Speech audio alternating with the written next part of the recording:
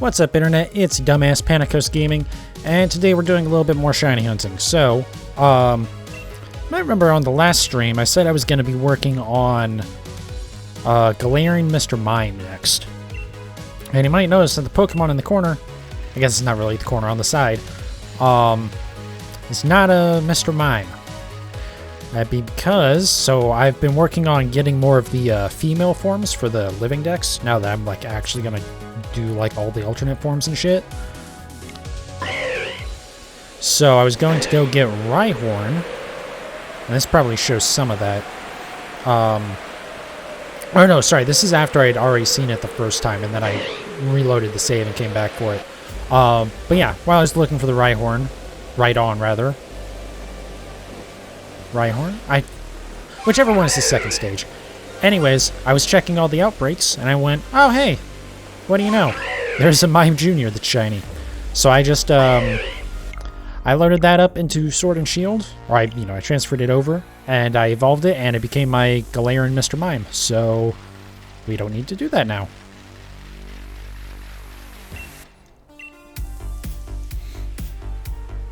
So yeah, I was considering just keeping it as a Mime Jr. or actually making it into a Mr. Rhyme. It is way higher than it should be. There. But yeah, the reason why I didn't is I decided, you know what, I just want to get these these Galarian forms out of the way. Let's just get it done with, and just to make sure, because you know, I think I have plenty of time right now, but with how I am with this shit, who knows? Plus, there are a couple of hunts that I do want to knock out before the new games come out that aren't the Galarian forms, because I do want to do that Ditto hunt, you know, some sort of hunt in Let's Go, even though most of the time-consuming part of that I'll be done with. And then I kind of want to do the Porygons, because those will be easy to evolve in Legends Arceus. This fucking microphone arm is like, it's so stiff that it ends up being springy almost, so like when you push it down, it ends up springing back up a little bit, which is a little annoying. And then of course this fucking pop filter, which is also way too, well, it's not really too stiff, but it doesn't want to stay where you put it. And it's way too small, which is the main reason why it does that. So it doesn't, like, you can't have a gentle curve in it. It has to be pretty dramatic.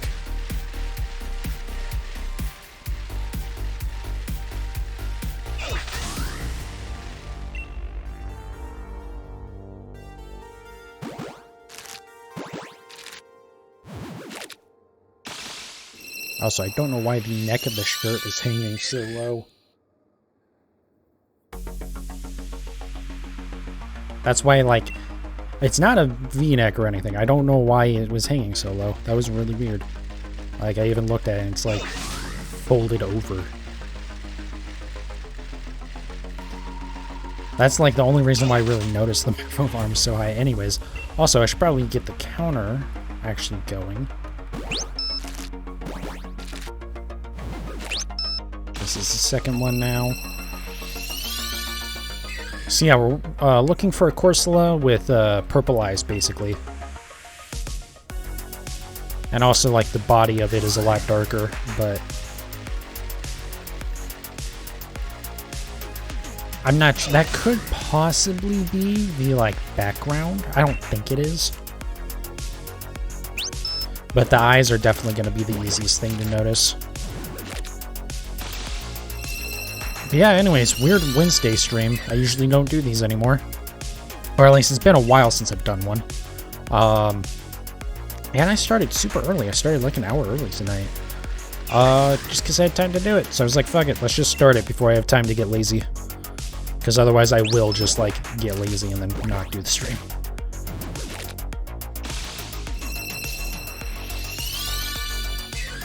But yeah, we'll still have streams Friday, Saturday, Sunday this week. And yeah, I don't have much else to say there. Depending on what's happened. Oh, also, not tonight, but I think starting tomorrow, there should be a code for a free Victini in Sword and Shield as part of the Pokemon Championship stuff going on. I think that was number 5, right?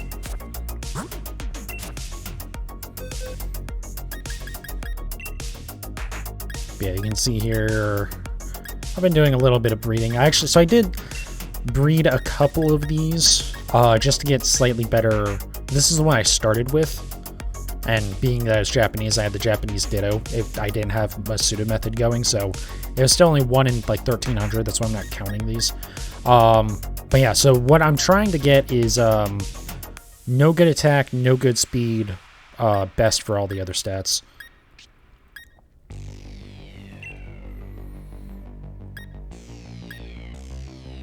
That is literally the opposite of what I want. Problem is, so I don't have a very good Ditto for this. I would have sworn I had a Ditto that was at least like no good speed and best everything else, or no good attack and best everything else, but I don't know where that is.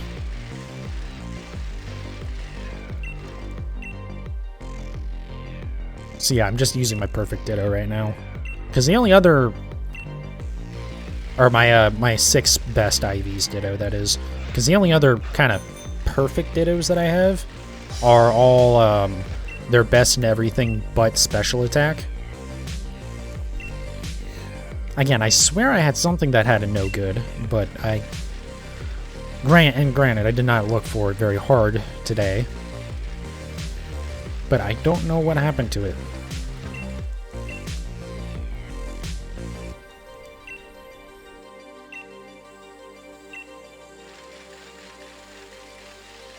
But yeah, so if I get something that's like perfect, I'll switch over to that for breeding with. Because the one I have in there, I think it's like special defense isn't perfect, but everything else is what I want. So again, no good attack, no good speed, and then best in other stats. So it's just missing the special defense stat.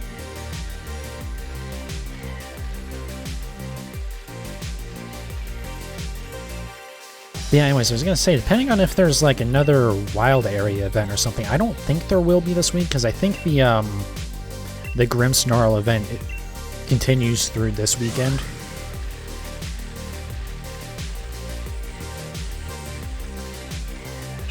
But yeah, depending on that and like any other events or anything, I really hope they bring back the, I guess it won't be wild area events, but like, you know, the Terralized Crystal events or something, whatever they want to call it, just whatever the new raids are. I really hope they bring that, some sort of wild area event type thing back for it, because that's really cool. I like they do that. Hopefully there's a way to cheese it still, because I gotta imagine they're gonna figure out how to stop you from doing the system clock manipulation. Granted, they didn't do anything about it in this game, so like maybe they just don't know how to do it, but like there's plenty of other stuff that they have, you know, stopped you from doing that with. Like, it doesn't really work with the swarms, or whatever they're called, in BDSP. Pretty much anything that's like advanced to the next day type stuff. So like berries and stuff like that as well. None of that stuff works. Fortunately, the Drifloon in the Windworks in BDSP, that does still work. So you can just set it to any given Friday, and as long as it's afternoon or evening, I forget exactly what time it is, but it's you can do that, and that works fine. But for anything else, the system clock stuff doesn't work. In fact, it actually hurts you, because it then like locks it out for a full 24 hours before it updates again.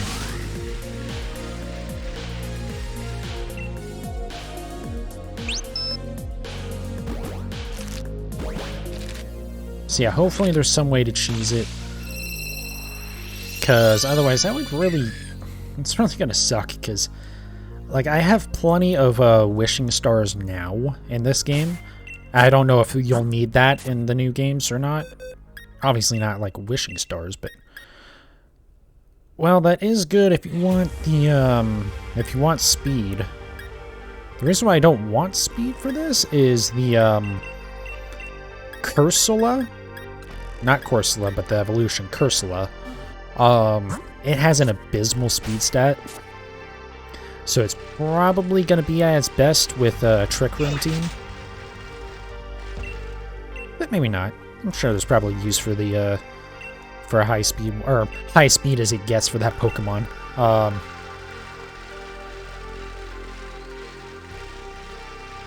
But yeah, that's why I want that. And it's more of a special attacker than a physical attacker, so that's why you want no physical attack. At least that's going off of what I could see on Smogon and Pikalytics.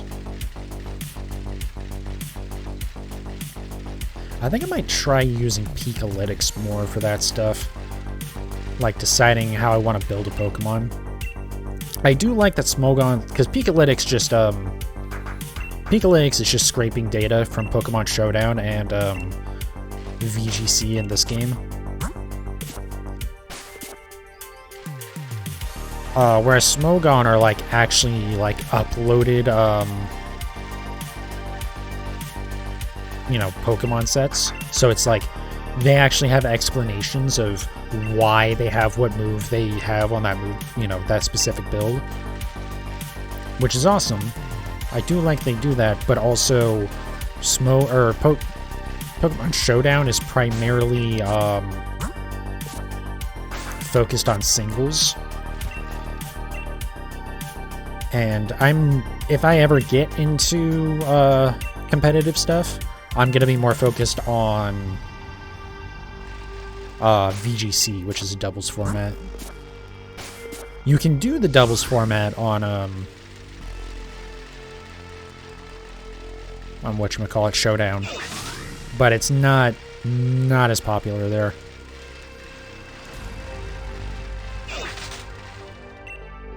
Which I get, because most people, when they think of, like, Pokemon battles, you know, they're thinking of a 1v1 battle.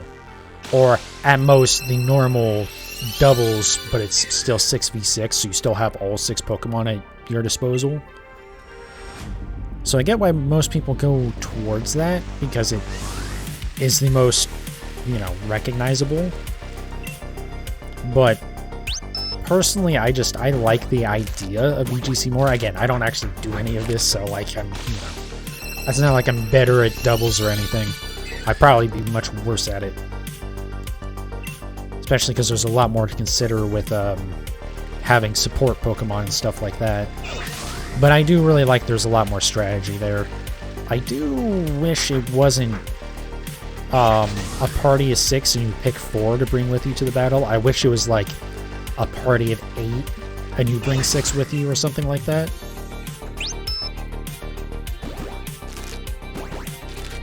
But I think that part of why they do it that way is it cuts down on the time of the battles. And it's just, I mean, the game's geared for having 6 Pokemon in your party. And it's probably a lot easier to just keep that format and then cut it down to 4 than have some different stuff going on. Saying that Wobbuffet reminds me, I need to get a Wobbuffet for the, all the female forms. I've gotten a good number of them so far. I'm up through all the Gen 1 Pokemon. I'm into the Gen 2s, which Gens 1 through 4 are like 90 to 95% of all the different sex forms. And I can't believe I'm saying this, but I'm actually happy I got all of those shiny Budew in Legends Arceus. Or at least one additional shiny Budew in Legends Arceus, because the I realized that since Roselia and Roserade are actually, they have different forms for the different sexes. So the male and the female look slightly different. So I already had 2 shiny Roserades because I'm stupid, and the original one I got in I got one in Sword and well, so I had 2 Roselias in Pokemon Go, shiny Roselias, and that was from the I think it was the end of the year Community Day event last year, where there was like a whole bunch of shit you could get. I might be wrong about that, but it was something like that. It was definitely a calm day. And I was like, perfect. And I imported a bunch. Yeah, I had to have been the big end of the year one, because I imported a whole bunch of stuff into Pokemon Home at the same time. So I only brought one of the Roselia over, and I was like, yeah, I'll bring over the other one next time I do this. And that one I evolved, the one that I brought over, I evolved immediately into Roserade. I put it in Pokemon Home, I was like, awesome. And the reason why I didn't evolve one of them into Roserade in Pokemon Go was because I didn't have a Sinnoh Stone, which is an item that you need for evolving a lot of the those evolutions from Gen 4 in Pokemon Go. And then I got a Sinnoh Stone, and immediately my brain forgot about the previous actions and went, oh awesome, we can evolve that Roselia into Roserade. And pretty much as I hit the button to evolve it, I went, right, I already made one of these into a Roserade, so now I have 2 shiny Roserade. Yeah, that was not a brilliant moment by me. But it actually worked out because they ended up being 2 different sexes. So that one's done. And they're shiny. So like, if I ever decide I want to try and go for alternate forms of shinies, I don't think that's ever going to happen. It's not even a matter of I don't want to do it, it's a matter of when the hell will I ever have the time to do that? Like that, no. Like, do you know how many shiny unknown I need for that? And how many shiny, well actually I don't need that many shiny Milcery. I only need 8, 7, 8, something like that.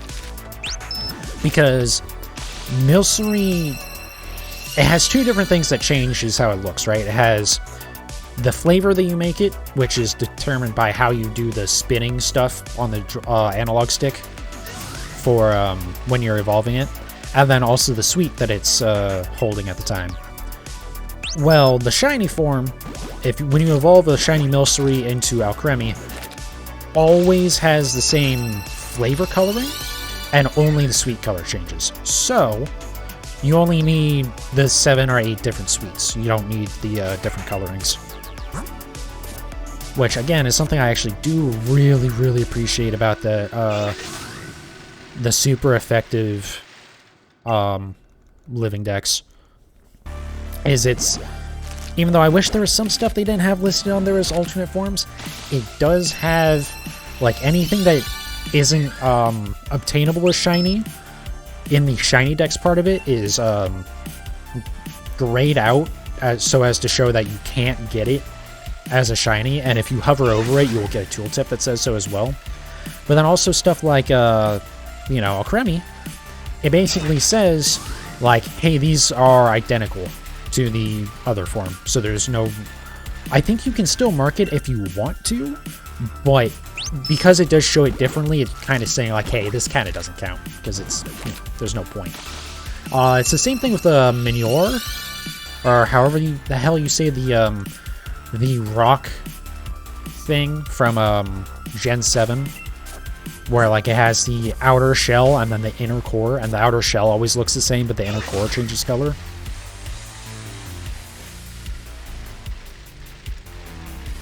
So that thing also, it's the same thing where all the shinies all look the same. So you just need the shiny, just one. But yeah, there's so many Pokemon you need for that. And like, all the Vivillon. Like,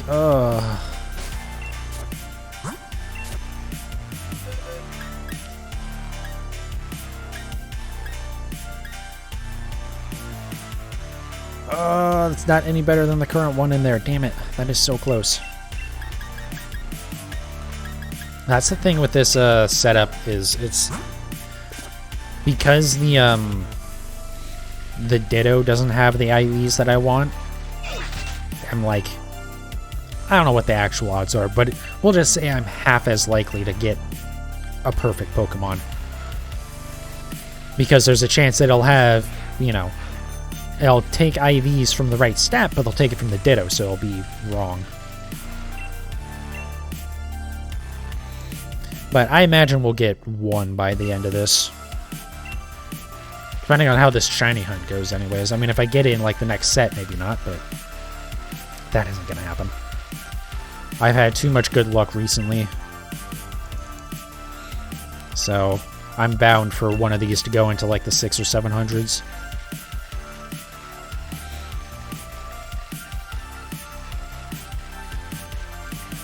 But we'll see. My plan right now is, we'll do this hunt tonight, obviously, and then Friday and Sunday.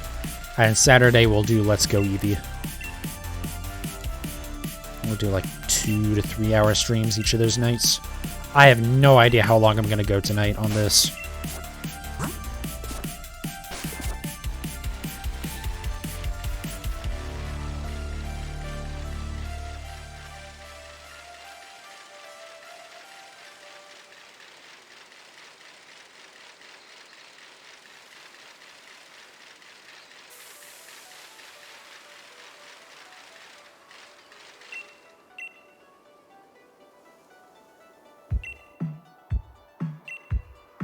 Alright, that should be the last one of this set.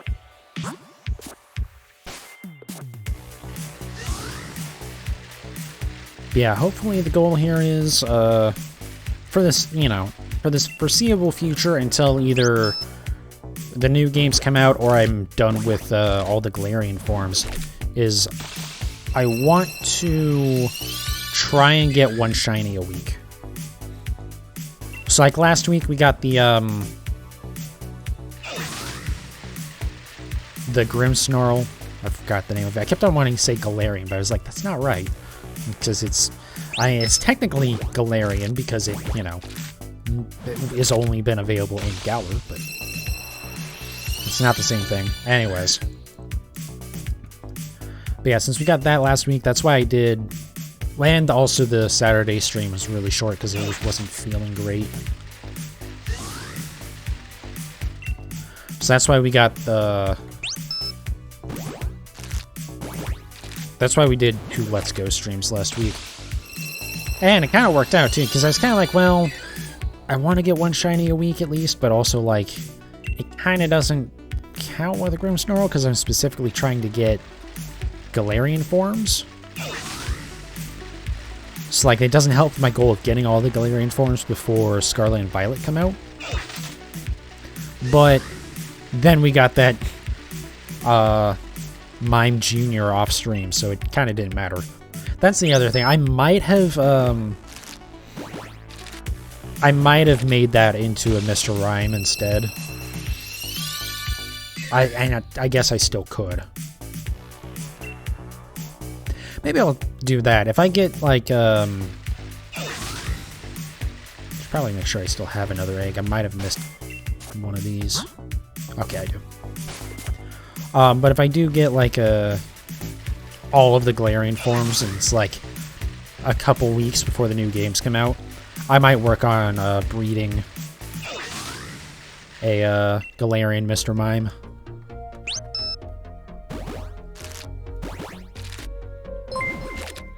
Hey! Thank you, Ninja. Sorry, I'm an uncultured American, so I don't know how to pronounce that first part of it. But thank you for the follow, I appreciate it. Like Riohei or something? Something like that. Anyways, I appreciate the follow. Thank you, thank you.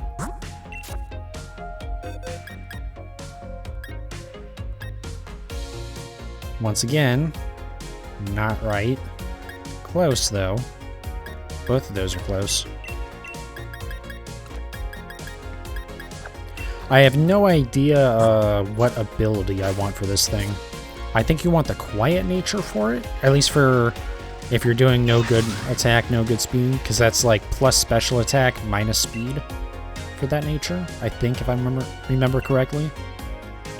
But that's all stuff that I can change later. I'm not too concerned about that. And I kind of need to get the IVs first.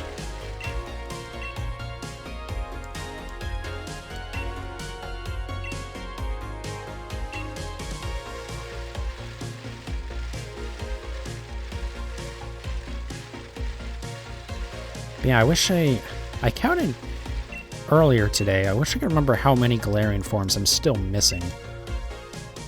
It's not a whole lot. I think I'm past the halfway point. Yeah.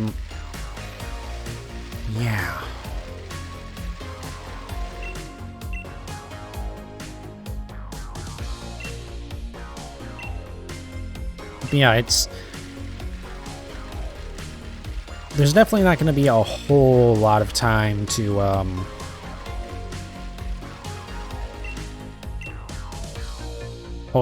do like other hunting and stuff before the new games come out. And between finishing this and the new games coming out, I should say.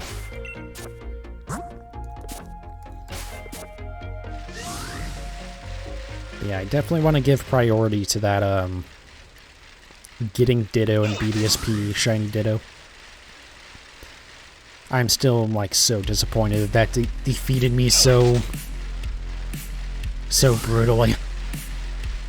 Like, in the grand scheme of things, a 20% chance of, you know, it taking at least that long isn't that bad. It sucks so much because I had so many repels. So many repels. And it just didn't work. And that was also, like, I don't know. I got really, really lucky with my first couple of, Poke-Radar chains in that game, in BDSP. And it, like, wildly threw off my expectations of what was going to be normal for that. And that it was just so frustrating. Even not considering how good of a start I had, it still was probably going to be too frustrating for me to do too often. Because, like, only having a 5% chance of the chain making it to 40 is brutally bad. And it wasn't that bad in the original games either. That was the weird thing. Like, they reduced it quite a bit, because I think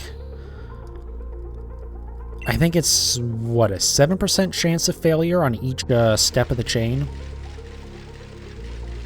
But I think in the original games, it was only like a 2% chance of failure? Assuming you were, you know, going to the furthest Pokemon and, catching all of them. So that, like, I don't know why they made that change. I assume it, you know, was to slow down how fast people were getting shinies, but, like, I think the odds were just as good. Also, it would just make more sense if you don't want people to get shinies as fast. Just make it not 1 in 99 at a 40 chain, you know? That makes more sense to me. Just reduce the shiny rate. Don't reduce the success rate of the chain. That's just annoying.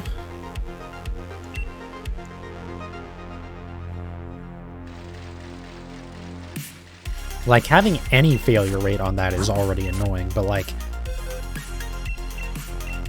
you know, whatever. It's at the end of the day, it doesn't really matter. Oh, it's so close. I just need everything to line up. I mean, what's happening on, like, these, on, like, stuff like that is the 5 IVs that with Ditto holding Destiny Knot, it'll pull 5 IVs from the parents. So it's pulling attack, defense, special attack, special defense, and speed. And it's just a 1 in 32 chance or whatever to get the maxed out stat on the other one. It's just like, please. Just roll in my favor once.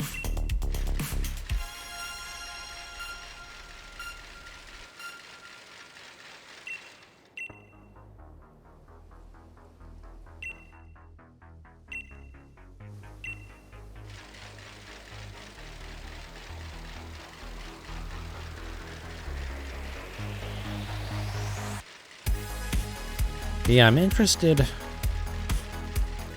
to see if they'll bring back the wild area events, or some sort of equivalent with the raids in Scarlet and Violet. God, I really hope so. I'm interested to see if we're going to have any more wild area events this year either. I gotta imagine there'll be something for Halloween again. I bet it's another rerun, though.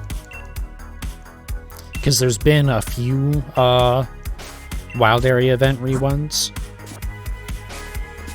this year, so we'll see. But other than that, like, I don't know what else they would do.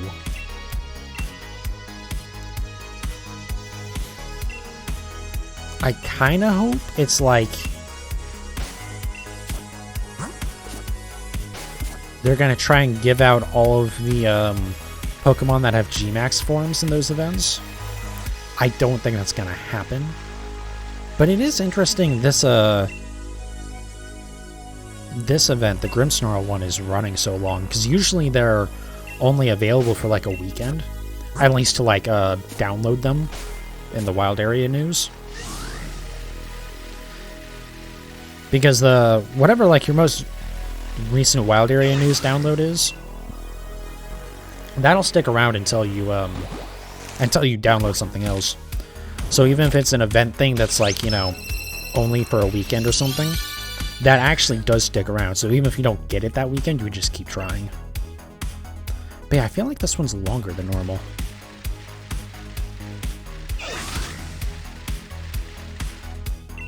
But I might be wrong, because there was that period in 2021 during the summer where I think there was a wild area event every other week, which was really nice.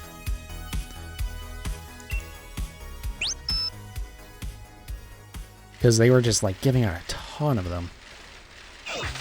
I really wish they would do more stuff like Omanite. Because they had the like a Gen 1 fossil event. So it was the Kabutops and Kabuto and Omanite. And you could get the shiny Omanite instead of Omastar, so you could get Omanite and and then a second one to evolve into Omastar. Which was nice, because most of the time they just give out the fully evolved version, like Grimmsnarl, for instance. I wish they would have done the event for shiny Impidimp, and then I could have gotten a shiny Impidimp, a shiny Morgrim, I believe, is the second stage. I had a shiny Grimmsnarl, but because it's the fully evolved one, you can only get the one. There are others like that too. I forget which ones were. I also wonder if I'll ever get crazy luck like I had with a couple of those summer ones. Because there is the there's a thing where one of them was like the Mincino, I think. The mouse thing. That kind of looks like it could be normal fairy, but it's just normal. Even though it's also fine, because it is a little annoying that fairy gets slapped onto like everything, it seems like. But there was that, and then there was the Chandelure was like the event after that. And for both of those, so in back-to-back events, I got them on the very first attempt. So I had to, you know, I was resetting the dens to get the right silhouette, so that way I knew it would at least be the right Pokemon. But like, both of those loading into the correct Pokemon at 5 stars, I got the shiny on the first attempt. Which, even when it's like 2 out of 25 were the odds for those, like doing that back-to-back on the first try is pretty good. Actually, I can do the math on that real quick. Why I'm getting so many spam emails now. Calculator.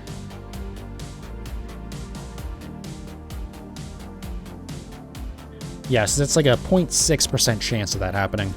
Which, you know, that's pretty good. Won't complain.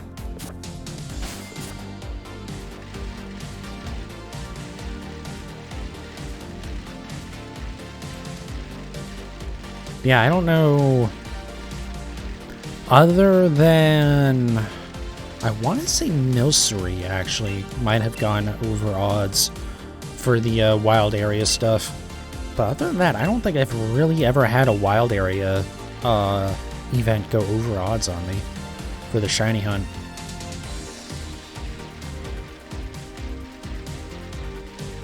Maybe with Eevee, but I also wasn't streaming that.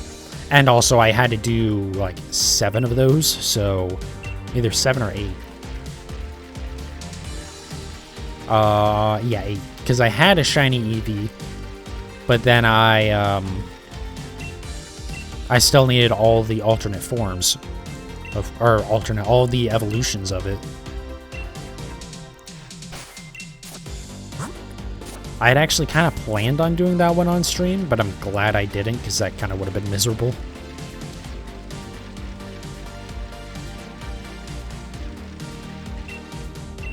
Because I think I was planning on doing that for Thanksgiving. And then I was just like, I'm not doing this.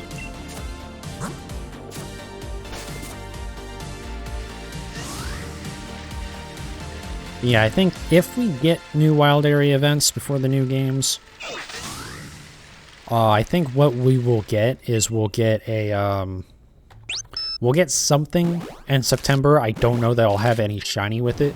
Kind of like the Urshifu event where, since you couldn't catch them, there were no shinies. And then we'll probably get a rerun of one of the other Halloween events. And then I think we'll get something on as like a release celebration. They'll probably do it like a week early if I had to guess, because I don't think it'll be like BDSP where it's like, yeah, you know, it's not really cannibalizing the sales of BDSP to have a, although it also was weird that that event was the Eevee event actually. So I wonder if like Game Freak was intentionally trying to like torpedo the release of BDSP a little bit, which, let's be honest, they didn't need. Ilka did not need any help in doing poorly there. But I guess Gen 4 did add 2 evolutions, so I don't know. But yeah, I don't think they'll do it like on release for those games. I think if we get like, you know, new games coming out celebration type thing, like they did with the Eevees, assuming that's what that was, then it'll probably be like a week or 2 early, because they're not going to want people to be playing Sword and Shield when the new games are literally coming out, or after the new games have already come out, you know.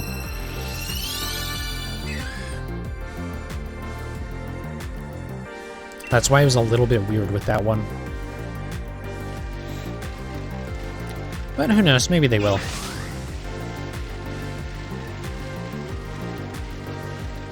Like, you would hope they would...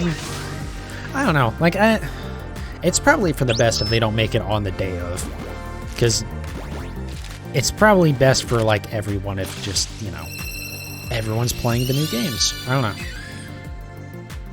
Although I guess it could be a thing. They might try and do it to convince people to, like, not play the new games for a couple of days, so that way the any like online features don't have their servers just get completely nuked by a million players hopping on at once.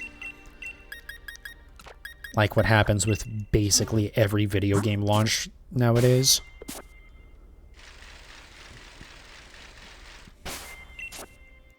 I do kind of find it fun when people complain about that. Like, obviously, I understand. It really sucks for a game to come out and you're excited to play it online and you just can't because it's just busted. But, like,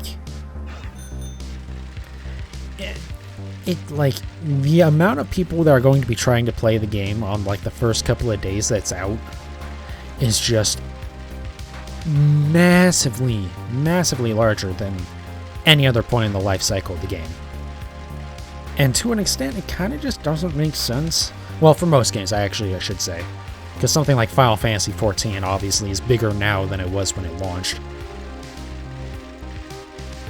But even with that, like, the, you know, when expansions come out, they have to, you know, limit the amount of players signing in and stuff because it's just too much for them to handle.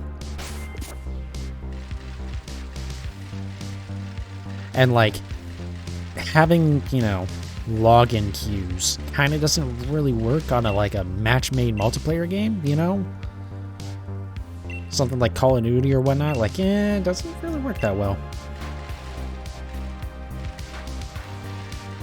And it doesn't make sense to like invest in a bunch of server space or, you know, server racks and stuff to support this huge peak of online activity when within a week you're not going to need it.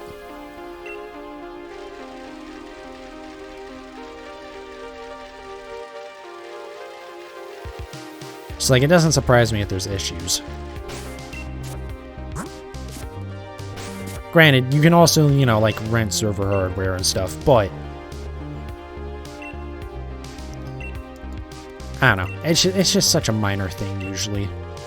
Because also it's like, oh no, you can't play the game on the day it came out. You have to wait a whole 24 hours. Oh, you poor thing.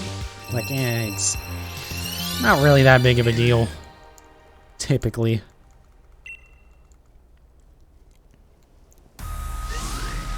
Especially if there's like any sort of single player component, you know? So if it's like, what was it, Black Ops 4 that didn't have any single player? Which they then promptly stopped doing that because they realized that's a really stupid idea.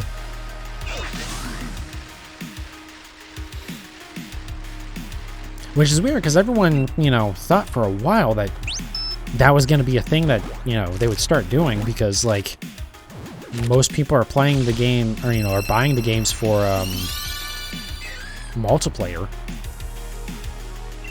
But, like, honestly, most people buy it, you know, or at least a very substantial part, amount of their customers are buying the games to play the single player.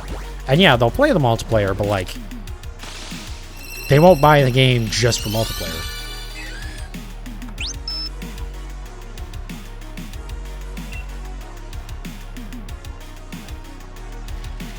Which is interesting, because again, no one really thought that would be the thing. Like, everyone thought it was going to go the way of, like, Black Ops 4 or Titanfall. But then those games came out, and that stopped happening, because... like, yeah, just clearly that doesn't work. Clearly people wanted the campaigns. Which is nice. It's one of the few times that, like, because you know if they could have justified cutting off the campaign and, like, not lost a significant amount of sales, they would have done it. Because, like, I understand it's very expensive to make a good campaign for a game. Granted, I'm saying good, and many of those campaigns are not very good. I will say I am excited, let's see. I'm excited for the new, Call of Duty coming out, Modern Warfare 2 again, I guess. Partially just because, like, I love the original Modern Warfare 2 so much. Now, to be clear, I'm not gonna buy it. I'm not that excited for it, because I just don't care about first-person shooters that much anymore. But the thing that makes me excited for it is that because of Microsoft buying Activision, and assuming that deal goes through, all of Activision's games are going to be on Game Pass. Which means both of the Modern Warfare reboots now, so the 2019 game and now the 2022 game, are going to be on Game Pass. I'll be interested to see if those are going to be day one releases. Not this game. This game won't be a day one release on a Game Pass because Microsoft doesn't own the Activision yet. But once they, like, actually own them with all the paperwork and stuff done, I wonder if those will be day one launches.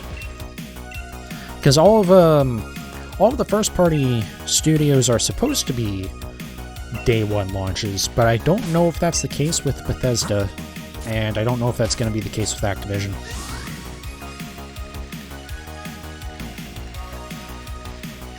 Being that they're like buying up a publisher, and then that comes with a bunch of developers. Whereas with like a lot of the other stuff, like they own, you know, they own the Forza development teams, and they own the like 343 and stuff, and they are the publisher for those games. But I don't know. I assume it's going to be day one launches. I assume it's the same thing. There's just like an added layer of executives involved.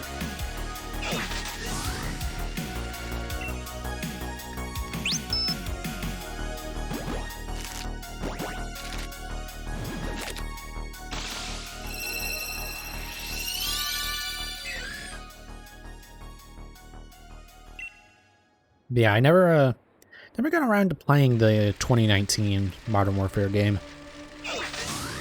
which, from what I have seen of the campaign, it looks really good. So I would definitely be there's definitely be games that I'd probably play pretty much as soon as they came to Game Pass.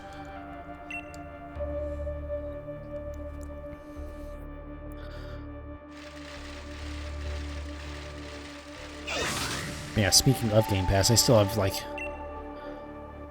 I, like, actually have a backlog of games that I'm currently working on again, which feels weird because it's been so long since I've cared about, like, other games, really. Because I went on that streak where I started playing through stuff like Art of Rally. I finally played through that. I did House Flipper, which... was okay, honestly. It wasn't, I don't know. It's like you get near towards the end of it and it becomes very obvious that, like, there's not much depth there.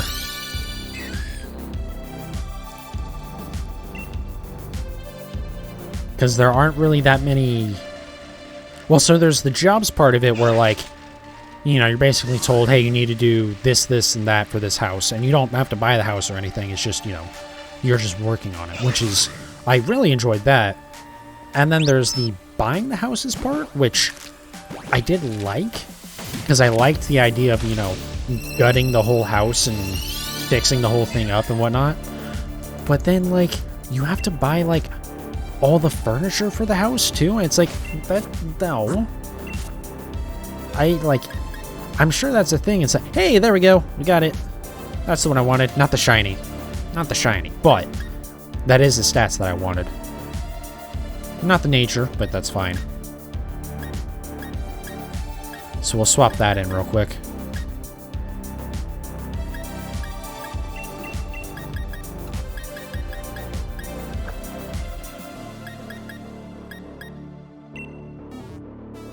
Oh, I should probably mark that, actually. But yeah, I like the gutting it and the fixing stuff, and, like, some stuff, you know, I was fine with putting into it, like the appliances, and, like, you know, sinks, and, you know, like the kitchen, you know, cabinets and stuff like that. Like, that's cool. But, like, where the fuck do you buy a house and it's like, oh, by the way, here's the bed and the couch and the TV? Like, what? That's shit that you take with you. You typically don't get that when you buy a house. Like, what? Like, obviously, when you're looking at houses, yes, they stage it, so they, you know, they set it up with furniture and stuff, so that way you can have an idea, you know, or you can kind of visualize what it might look like when you buy it, or after you buy it and move your stuff in, but it doesn't come with that stuff, you know. Whoever is renovating or building the house keeps that shit, and then they, you know, they just take it and they put it into the next house they build, you know. So yeah, that was like, and it was very picky on what people wanted for that. So it's just like, this kind of like, it sucks because you're kind of just min-maxing it. And then you, again, you get into it and there's not that many options. Like, you're pretty much just like filling the house full of a bunch of crap to maximize your score with a certain person, so that way you can get them to buy the house, and then you get the achievement for it. And it feels like if there was a lot more depth there, it would be a lot better. And granted, they do have the a couple of DLC for it, or a couple of expansions. Really might even be a better term, because there's like the Gardens expansion and the Pets expansion. But the thing is, those don't really improve on the core issue. There's not a lot of depth with like the furniture stuff, and also the furniture stuff is just stupid. Like, yeah, do it for your own, you know, because you can build your own house in it kind of too, but you know, that's mostly just you screwing around at the end of the game pretty much.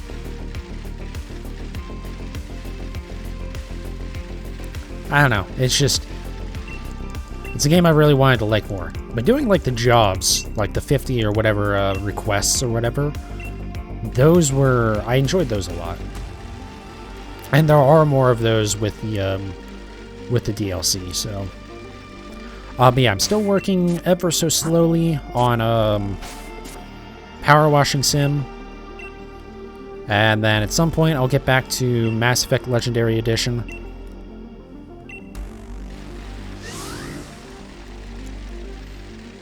That's not all of them, is it? Did I leave early? I did leave early. But yeah, unfortunately, it's been long enough of Mass Effect that I'm now going to have to probably go through... maybe I won't need to go through everything.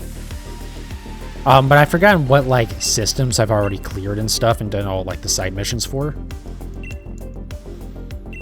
And I do remember last time I did it... That was weird. Last time I played it...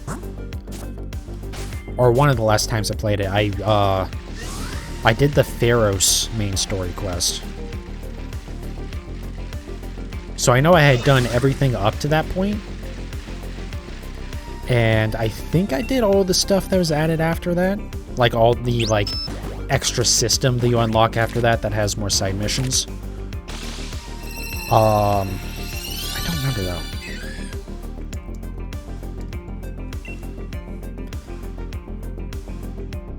But yeah.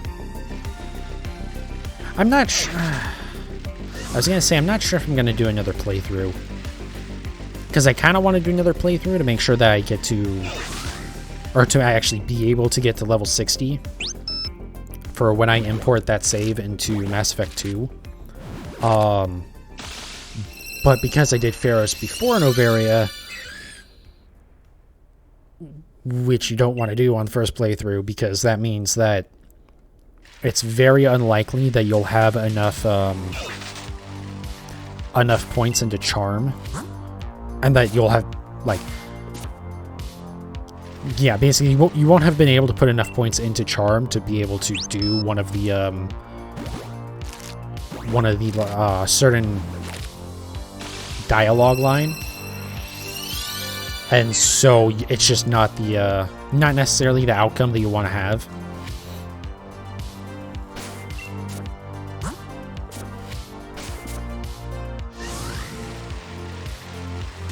So specifically it's for there's an executive for, or I don't know if it's an executive, but it's some dude that's like, you know, a manager for Exogeny, one of the companies in the game, and specifically like the one that's trying to colonize Pharos. Yeah, Pharos. And without getting too much into it, there's like some conflict, and with the correct amount of charm, or intimidate, I believe, as well, you can resolve it with like the best ending. And if you don't do that, then you don't get the best ending. Now, I did get the second best ending to that, which is shooting the motherfucker, because the dude is a fucking piece of shit. But I think that is like, it's just not as favorable and like the overall storyline of the game. God damn, why do I have so many females in these? Corsola has to have like a really jacked up, hold on. Really jacked up sex ratio, right? Because that isn't even the first time that I've gotten all females on that. Yeah, okay. 75% female, 25% male. Okay, that makes sense. I was just curious.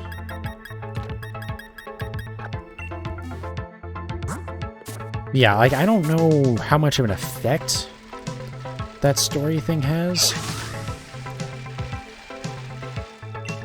I'm sure when you get into Mass Effect 3, it's like, oh, you lose, like, 5 war points for the, you know, final army thingy, but I don't really care about that, but it's just like, it... Whoops, I wasn't supposed to count that yet. My bad. It just feels unsatisfying when it's like that. And I know it has some effect on... It has effect on, like, the dialogue in Mass Effect 2. And that, like, you can talk to one of the people from that colony and find out, you know, what's going on with it. And it just changes kind of the fate of the colony, I think, a little bit. Now, there's things you can do that are dramatically worse for the colony, but we'll not get too far into that. I don't know why I'm, like, trying to avoid too many spoilers with a game that's been out since 2007, but it's also a fantastic trilogy that everybody should play, so, you know. Okay, I'm pulling those from my party before they start hatching. One day I will get back to playing Mass Effect Andromeda.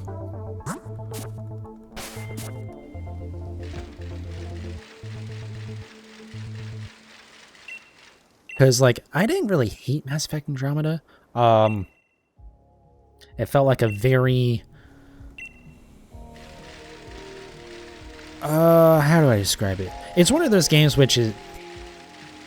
It always sounds stupid to describe it like this, but it's not a good Mass Effect game, but it's not... It is a good game, just not a good Mass Effect game. Like, it...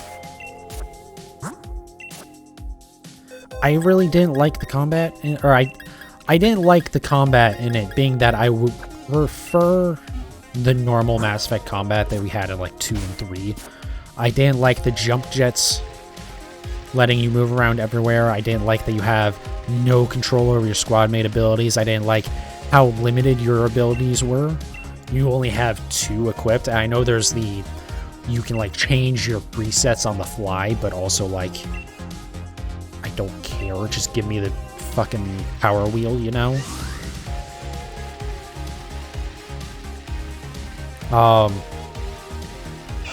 And, like, the kind of big open world areas stuff was interesting, but also, like... I don't know. It really wanted to be like an open world kind of exploration game, and it just... I don't think it was great. This is also when, like, every fucking game on the planet was trying to be an open world game where you explore the map to find stuff, and there's, like, you know, like, everyone basically copying the Ubisoft model, where just like, oh, there's towers everywhere that you have to find, and then it reveals a lot more of the map, and then you go and do all these 37 little icons on the map everywhere, and it's just like, ugh. So part of it doesn't help that it was part of that. But also the story just, like... The story was okay, but God, the fucking characters just... I couldn't stand any of them. Especially the main character. The main character was so desperately trying to be funny and just wasn't. And it just was fucking stupid.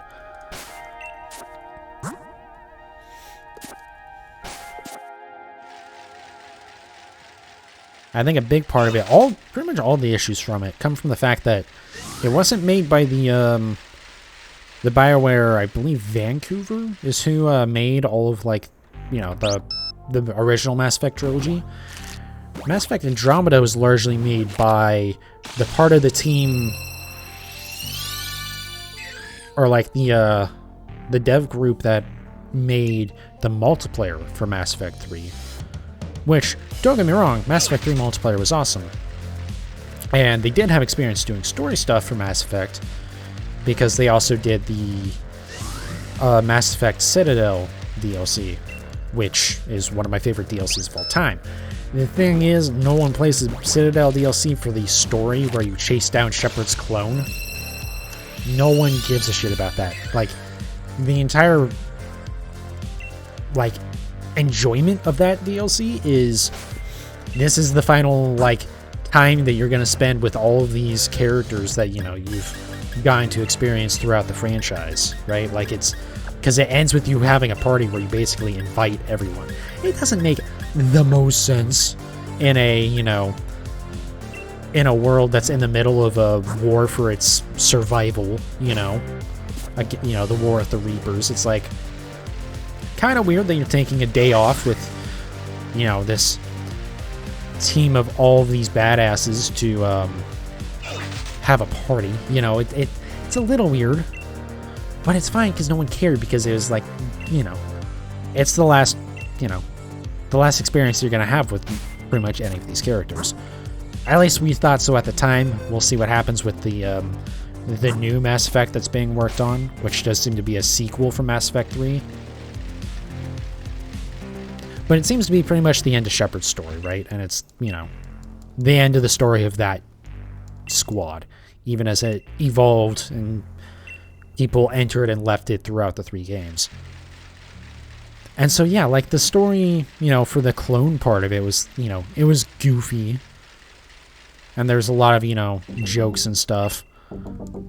Like breaking into the Normandy using a fucking toothbrush. I'm not joking about that. That's literally a major plot point. But, like, again, it was fine because it's like, well, who cares? Have fun with it, you know. And it was fun to see, you know, the characters enjoying themselves and stuff. But it's like they brought that same storytelling to Andromeda, and it doesn't work as well because it's not the last hurrah for this team. You're trying to establish these new characters. And yeah, some of the jokes in Citadel were, you know, kind of dumb and goofy. And some of the jokes in this were dumb and goofy. The difference being that it's like, my favorite character is being silly, as opposed to, shut the fuck up, I don't just... What are you talking about, you know? It's just like, not knowing the characters means you just don't care. Also, I don't like that somehow also being the team that made the Mass Effect 3 multiplayer also then fucked up the Mass Effect Andromeda multiplayer.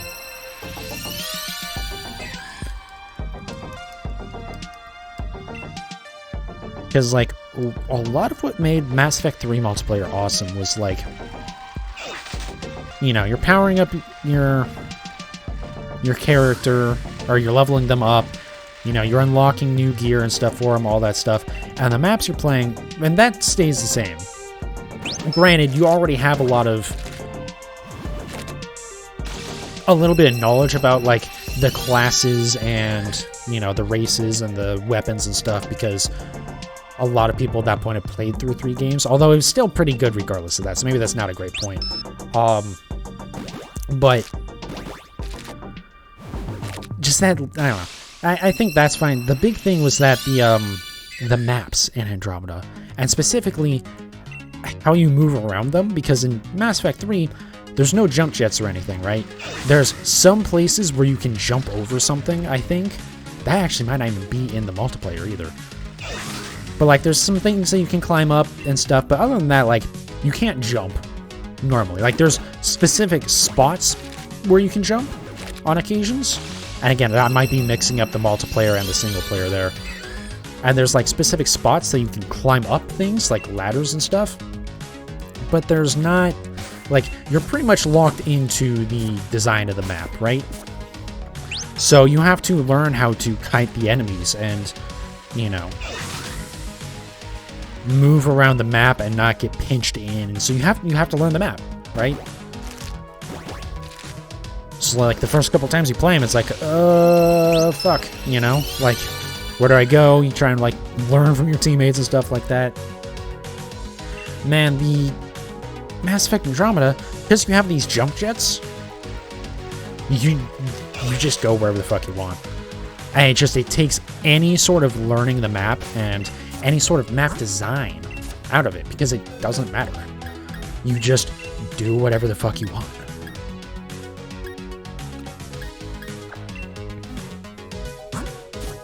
So, like, instead of having to, like, move through the buildings and stuff and, like, you know, make sure you're not getting pinned in by enemies and whatnot, this one, you just jump up to the top of the building.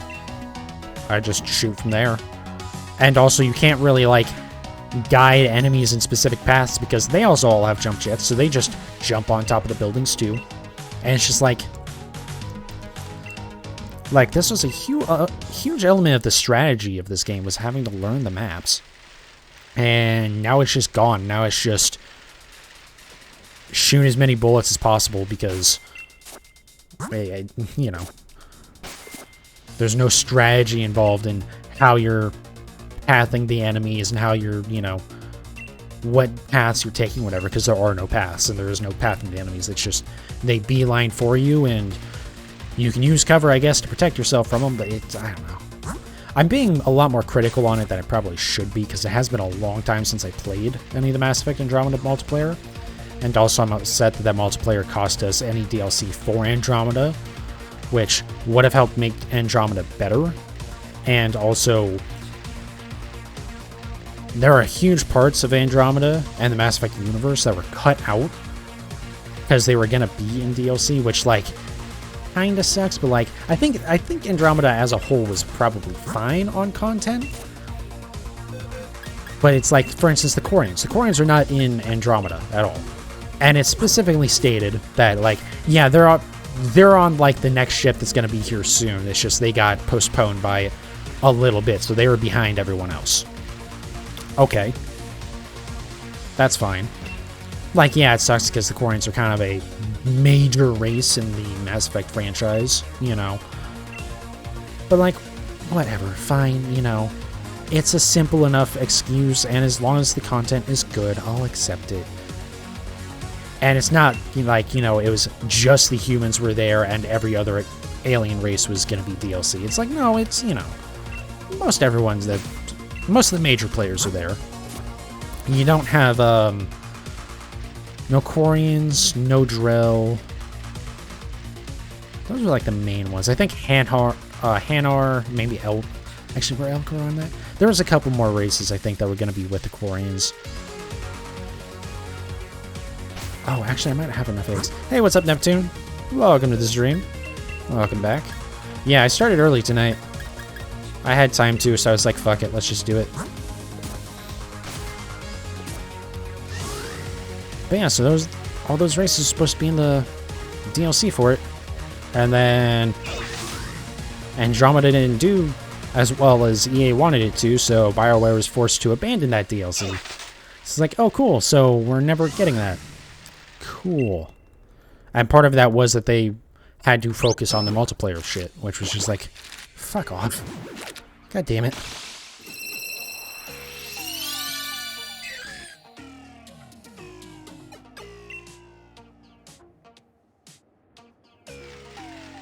Yeah, one day I'll get back to Andromeda. I never actually beat it, which kind of sucked.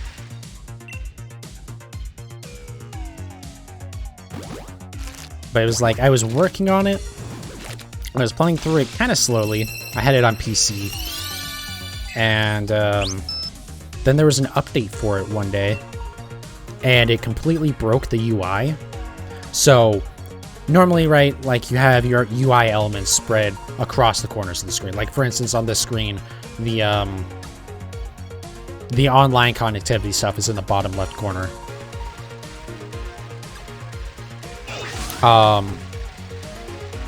And so this update, instead of having all that stuff in the corners of the screen, it was all pinched into the middle like this. So the height-wise, it was still fine. Like, your health bar was still at the bottom, and, like, you know, there was stuff that should have been, like, the top right was still at the top, but it was all pinched into the middle, so you couldn't fucking see anything. And it's like, how do you guys fuck this up before you push out this update? What the fuck? You got tackled into a pool, so now your phone has water in it. So if you're quiet, it's because you try and fix it. Fuck, dude, that sucks. Well, I hope you get it fixed. No worries, man. I'm just rambling to myself anyways, so don't worry.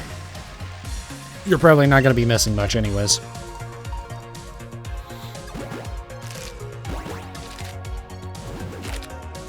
But yeah, so I stopped playing it after that. I know they fixed it, but I never got back to it.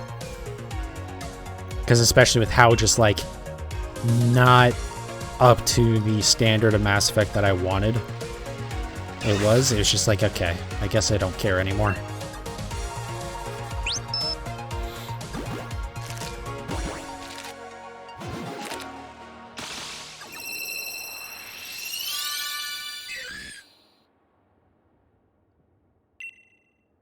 But if I ever pick up a,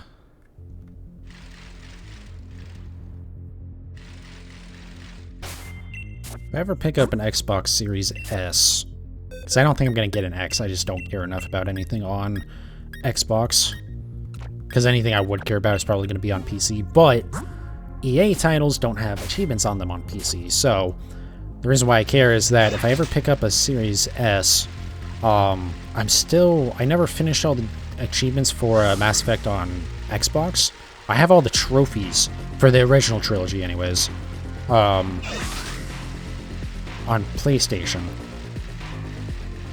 So if I ever get the Series S, I can go back and finish the original ones, and then I can also play the Legendary Edition as well. Okay, whoops, got to count that. Just wondering what was going on there. And then get all of those achievements, and then go and play Legendary Edition again on PlayStation. Yes, I'm a bit of a Mass Effect fan. If I ever do that, then I'll pick up Andromeda for PlayStation and Xbox. Well, actually, I guess I don't have to get it for Xbox because it's Game Pass. But I'll actually go back and do all those achievements. Otherwise, I don't think I care enough about Andromeda. I'll only do it from a completionist standpoint. I'm not going to get all the achievements on EA Access for those games because who cares? Or Origin, or I forget what the fuck it's called nowadays. I think EA Access is the Game Pass equivalent, but Origin is like the name of the actual platform.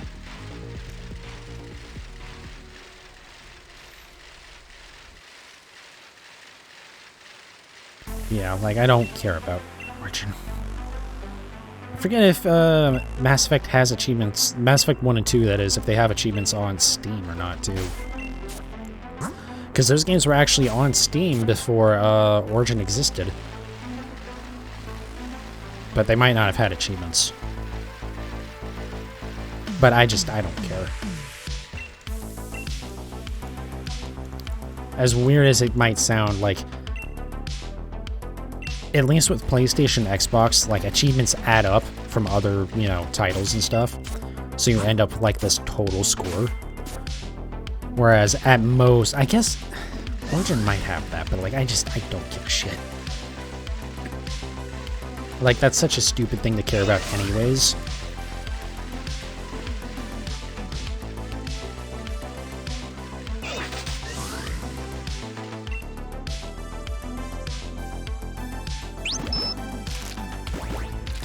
But either way, I do want to go through and at least play through Legendary Edition on PC. That's the other thing, I don't have any consoles set up right now. So like well, obviously I have my Switch, but like I don't have my Xbox One set up at all. And at this point I kind of don't ever want to go set it up again because it's like a old Xbox One. It was the Forza Motorsport 6 edition of it. So it's kind of surprising it still runs. My PS4 doesn't work anymore because the HDMI port is fucked up, which is, I think, my fault. I was, when I was moving one time, I was like, I was just kind of in a rush, and I think I fucked up the port. Because before that, it worked, and after that, it didn't work. And yeah, I don't have either of the new consoles yet. I almost pulled the trigger on a Series S a few weeks ago. I'm glad I didn't, because I really didn't have enough room in the budget to comfortably buy it, but I almost did. Yeah, I do want to get a PlayStation 5 at some point, especially now that they announced that it's gonna finally fucking support 1440p. It has supported PC, Jesus Christ, HD and 4K, but they skipped over 1440p. Which, like, I understand that 1440p is not a usual resolution for TVs. It's primarily only a monitor resolution, but also a lot of people play console games on monitors, you know? Like, I don't really have a TV. All I have is this monitor, which is 1440p. And the problem is, yeah, like, it'll upscale from 1080p to 1440, but that's just gonna look so fucking bad. But I really want to get a PS5, pretty much exclusively, just so I can play through Gran Turismo 7. Because I used to play a shit ton of Gran Turismo 6. I played some of Gran Turismo Sport. I honestly didn't really like the physics of Gran Turismo Sport, and there wasn't enough, like, parts customization for the cars, or, like, upgrades and stuff. Like, you could increase the power and reduce the weight, and that was it. It wasn't, like, adding parts that had, you know, that made changes. It's just, like, a slider, which was so weird. I get what they did it, though, because Gran Turismo Sport was primarily supposed to be like an esports title. And they did well with it, to be fair. But even without actually playing, like, the actual game much, the amount of time that I spent in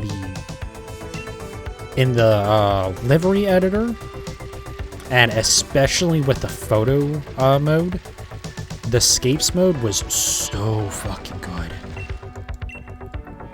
It was so good how they did that. It's so smart how they did it too. So basically what they did is they went out in the real world and took, like, a bunch of fucking pictures, right? Like, thousands of pictures in different scenic locations. But when they took the pictures, they tracked where all the light sources are that could have been affecting the pictures. Like, where is, you know, the sun in the sky? Where's this, you know, the sign lit up over here if it's like a nighttime scene or whatever, right? So they tracked where all those were and kind of plotted them in a 3D space. So even though, you know, it's a 2D picture, but it's like there's a 3D space built for it, for the lighting. And so when you load the car into it, the car gets lit like it's actually in that space. Which is just, like, so smart, because it makes it look like the car's, you know, actually, you know, the car was there when the picture was taken. And the thing is, the models in the scapes mode are so well done that with, you know, having the model there, and then you have this real life picture kind of standing behind it, and the model's accurately lit, so that way it looks like it's part of the picture, you don't notice that the car isn't a real car. You don't notice that's a 3D model. Especially once you put, like, any filter over it, you can't tell. It's just not a thing. There are some of the pictures where I don't think they got the scaling quite right. Because, like, you can tell, like, this car is not the right size for this picture. Or at least it doesn't feel like it. But for the most part, most of them, they fucking nailed it. And it was just so much fun to, like, make some, you know, dumb, simple livery for this car.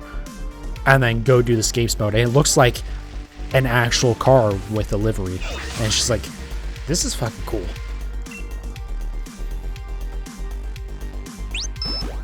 So I would love to do that some more with a even better console now. Plus, actually, like, playing through a single-player career mode. Because, again, that wasn't really in Gran Turismo Sport. There was a single-player mode where, like, you know, you do AI races, but there wasn't... Like, you got credits from it, but it didn't really seem like there was any real progression with it. which again wasn't helped because there was no upgrading the cars. Again, you could customize them with stickers, and you could change, you know, some tune settings, like you could change like some ride height and stuff like that. Stuff that actually like would affect how the car performs on the track. But there are no parts. Like, you couldn't upgrade the intake or anything.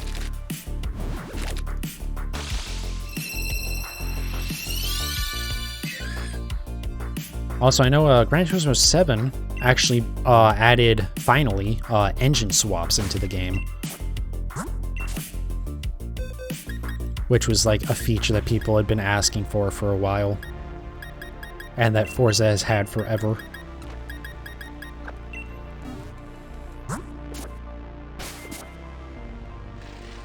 To be fair, I think, for sure in Gran Turismo 5, I think Gran Turismo 6, it was in there early on, but it was taken out, or it was patched out, because there was a glitch where you could basically force a car to have a different motor, basically. Like, I'm not sure how to describe it, but basically you could glitch it so that way it was like you were doing an engine swap or a drivetrain swap or anything like that. But it was a glitch, so you couldn't do it for online stuff.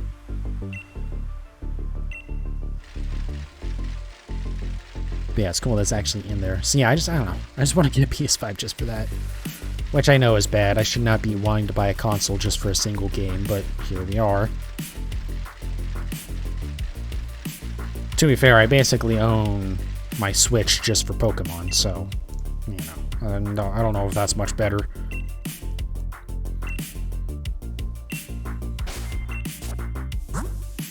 I don't know if there's really anything else I would want to play on PS5.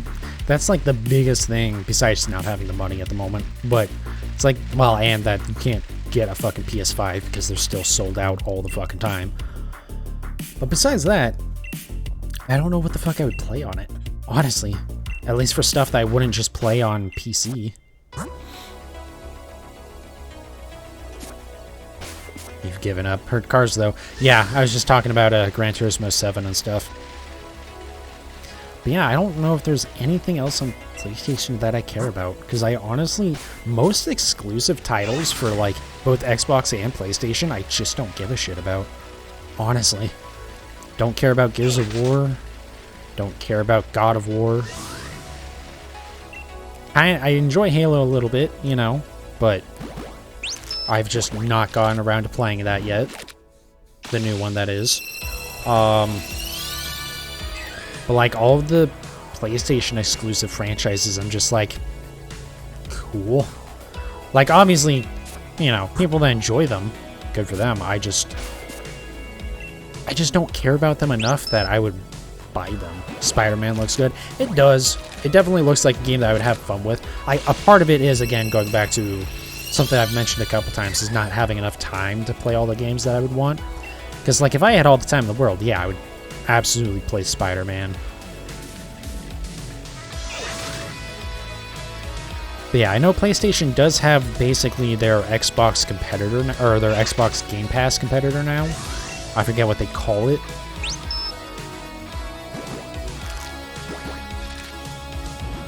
But like that would be something that I would play with that, right? Like if it popped up on that, it'd be like, okay, sure, I'll play that. And I'm sure it is on there. Probably? Who knows?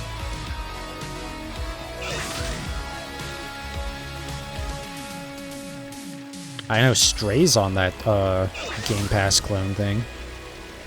Which would probably be the only way that I'd ever play that game. Don't get me wrong, Stray looks like it was a lot of fun to play. But it didn't look like a game that I would ever pay for, which might be not quite fair to it. It looks like it would have been a fantastic experience, except having watched the entire thing now, I have zero reason to go and play it. Because that's not a game that, like, you're really playing for the gameplay.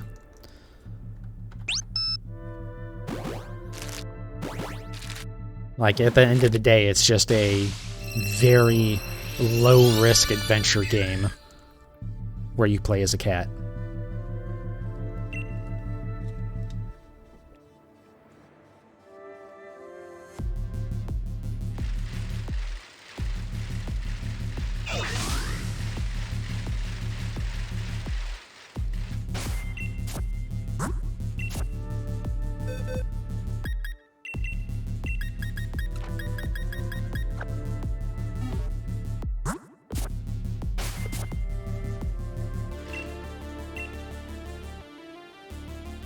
But yeah, I don't know.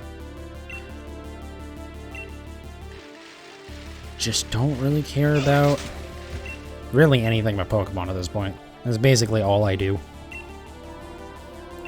I have been playing other games and stuff, but it's, you know, it's pretty much all been stuff that's been Game Pass games. Actually, I guess that's not true. I picked up Car-X recently.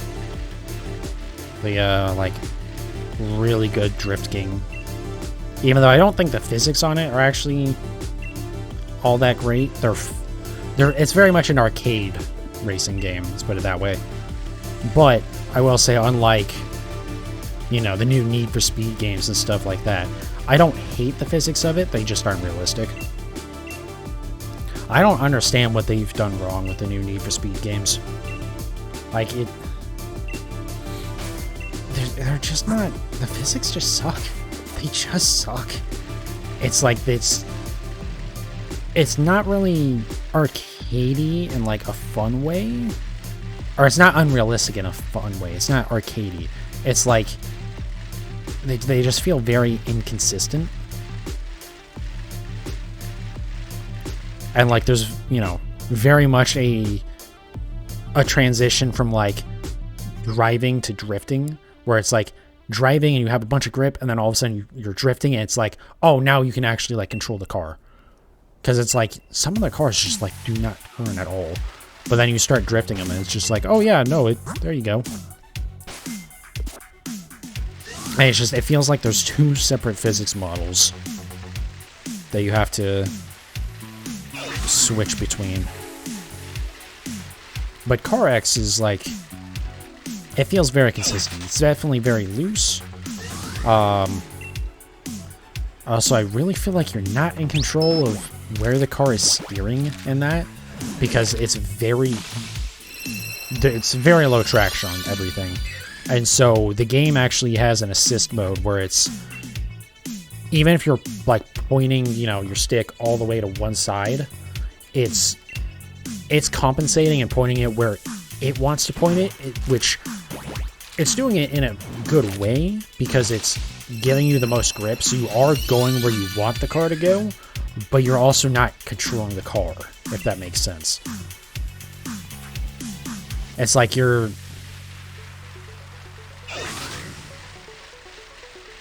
controlling the motion of the car, but you're not controlling the wheels, if that makes any sense. Now, it's good they did that, because again, because it's very low traction, it feels like, it would be very hard to play that otherwise. Because otherwise your front wheels just completely lose traction and you're just sliding sideways everywhere. And not like drifting sliding sideways, like you're just sliding off the backside of the turn all the time.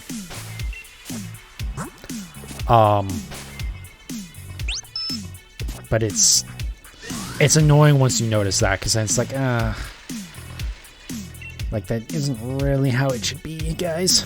But, and again, it's an arcade racer, so it's weird that they did it like that. But, oh well. It does still, regardless, play very fun. My only other complaint with it is that it, unless you're going to play online, which I have zero interest in doing, there's not really that much content there, which is fine, because I bought it for really cheap. I think I bought it for like $12 total. And that's with the Season Pass, which comes with all future content. Not just like a set number of releases, like, say, with the Borderlands Season Pass, or like, you know, the ones for the Borderlands games. It's like, just straight up like, yeah, you're gonna get all future content releases, which is cool. But yeah, there's not a whole lot to do. because there's probably only like maybe 20 tracks.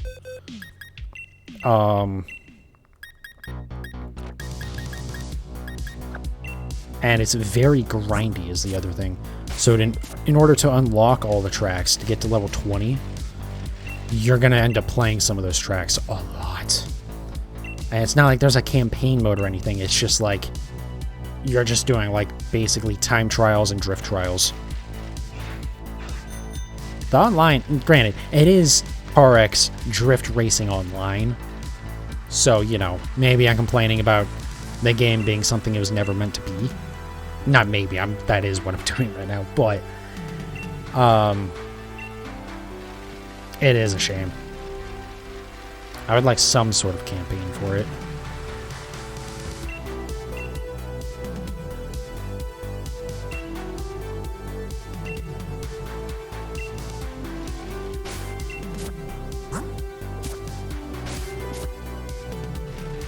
Also, I'm disappointed that I'm probably never going to play another F1 game. So I played F1 2019, I think? A couple years ago, because, you know, it was on Game Pass. I was like, sure, I'll play this. And I enjoyed it. I really like games that have, like, season schedules in their campaign. Either being based directly on, you know, some sort of motorsport, or just being, you know, their own fictional thing, but having it be like kind of a calendar type thing where it's like, okay, you are going to go to this race next, and then the next week in game you go to the next race, or, you know, whatever the time scale ends up being. You know, I like games like that where it's like, you know, it's a single player, but you're, you know, competing to win the championship and stuff like that. I really like those.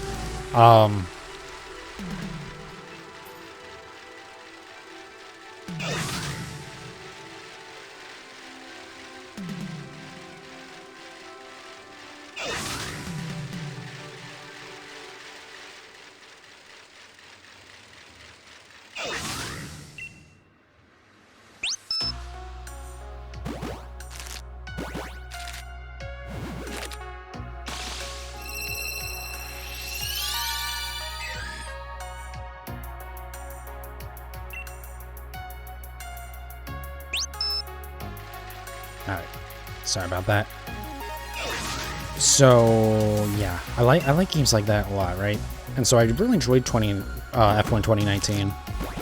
Maybe at some point I'll pick up 2020 as well, because I think that's the first one that has, like, you can create your own team, which I also really like the idea of. But then in 2021, Codemasters got bought by EA.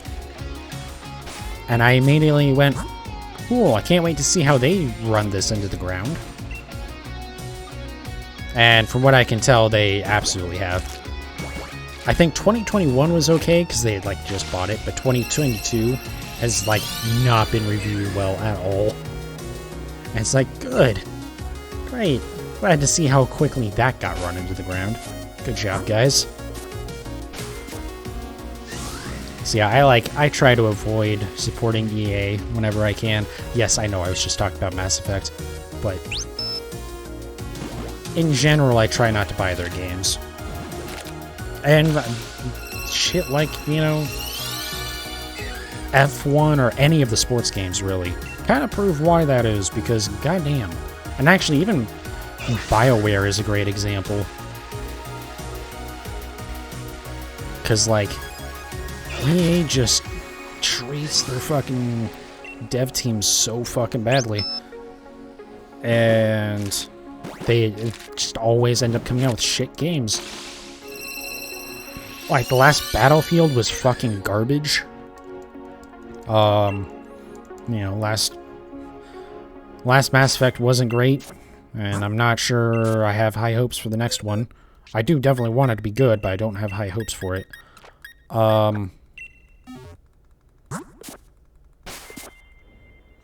And then, yeah, fucking all the other shit that BioWare's made too, like Anthem.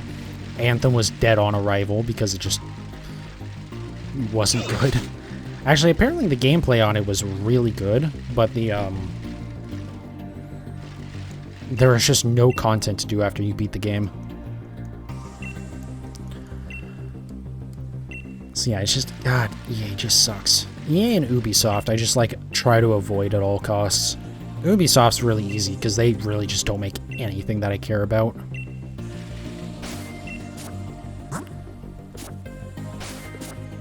Like, I like Far Cry, but the thing is, if you've played Far Cry 3, you've played every Far Cry since then for the most part.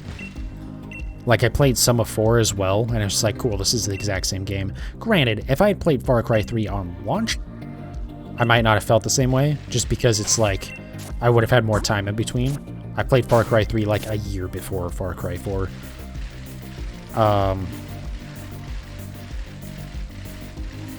Maybe I shouldn't say if you've played Far Cry 3, you've played everything, all of them that have come after.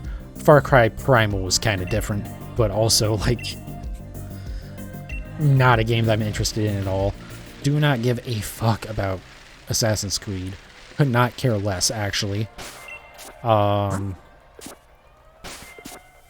Rainbow Six don't care about. Just like, yeah, most of the games I just don't care about. The last one that I bought, I think, was The Crew, which wasn't very good. What's funny about The Crew is, I thought the physics on it were fine, other than the fact that if you spun your car at all, it would auto-crash it, which just sucked. Like, if you clipped a tree and started spinning at all, it would just crash you. I was just like, no, I could have recovered that. But thanks. But then they actually updated that game and made the fucking physics worse. I don't understand how the fuck you do that. It's like, no, they were fine before. Why did you guys make them worse? What the fuck?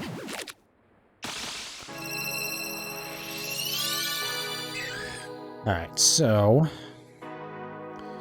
give me a second here. I'm actually going to... where is it? I'm going to take a quick break here. For probably like 10 minutes or something.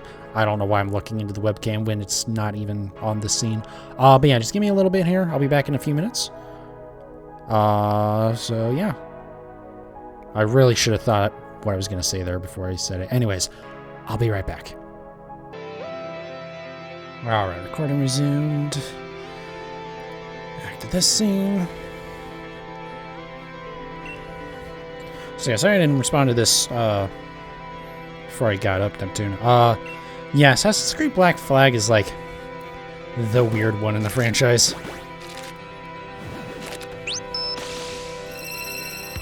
Because it's like very much a pirate game that has like some Assassin's Creed lore. Oh, oops, I gotta turn this back on.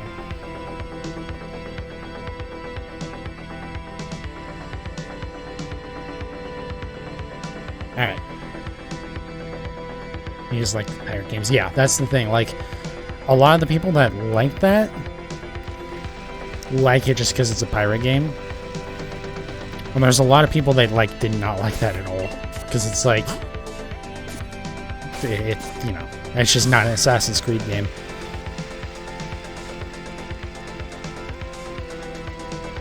Yeah, like, I've never really cared about Assassin's Creed. I played some Assassin's Creed 2, and it just didn't really do anything for me. I would consider going to play, like, Black Flag, because, again, it's, you know, very much not a, not the typical Assassin's Creed game. But, like, at this point, again, going back to not having any consoles set up besides my Switch, I just, like...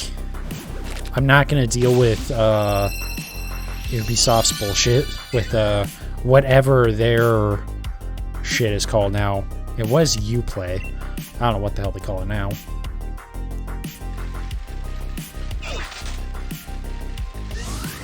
Actually, didn't they move over and now they just it's all through Epic now or something? Or is it the same thing as EA and Steam, where it's like you can buy it on Epic, but you're still having to also install the Ubisoft bullshit. Now I want to play Black Flag. Yeah, that'd probably be the only one that I'd go back to play.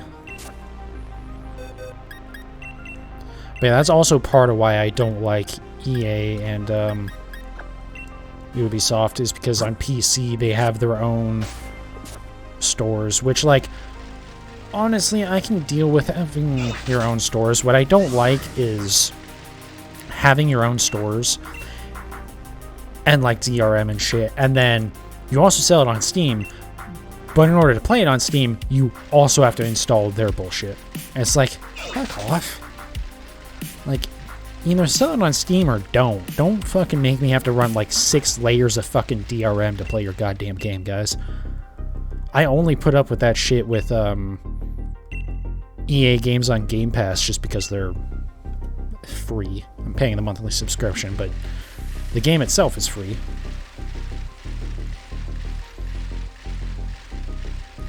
But, like, if it wasn't for that, like, I don't deal with that shit. And, like, Origin and EA Play have been largely usable. Origin was kind of rough early on, but I never had any real issues with it. Whereas Uplay is and has always been a fucking dumpster fire. Like, I had it for, actually, they do something with that I do like. I'll get to that in a second, because I had it installed for, Far Cry Blood Dragon, which is a game that I would love to go and play again. I loved Far Cry Blood Dragon so much. That was such a fun game. And I have that on Steam, but I'm not, like, as much as I would love to go back and play through that again, I'm not gonna install the Uplay bullshit and put up with that just dumpster fire. Hell, for all I know, it probably doesn't even work anymore because fucking Uplay or Ubisoft unlisting games from their own platform, and that includes, like, a month after that, they could just completely disable it so you can't fucking play it anymore, which is so fucking just incredibly asinine. I don't know how it is that Ubisoft makes fucking EA look like the fucking most charitable company on the face of the planet, but boy, do they manage. You've never played a Far Cry game, but they look good? They're a lot of fun. It's just 3, 4, and 5 are all very similar games. And I assume 6 as well. Is 6 out, or is it coming out? I forget which. So maybe I don't know about 6, but I know 3, 4, and 5 are all very similar. Yeah, Far Cry 3 was a fuck ton of fun. Blood Dragon's kind of a... I don't want to say spin-off because it's the same core gameplay, but it's like a very, like... I don't know what style to describe it as. Kind of like apocalyptic, vaporwavy, kind of. But it's also just a very silly... It's like a very, like, over-the-top, like, 80s action flick or something like that. It's just very absurd and silly, and it's nowhere near, like, the same size as, like, the mainline, Far Cry games, but God, is it just fun. Honestly, it's probably better that it's not the same size as those. It's, like, the perfect size, but it's all the same mechanics and stuff, just not quite as big.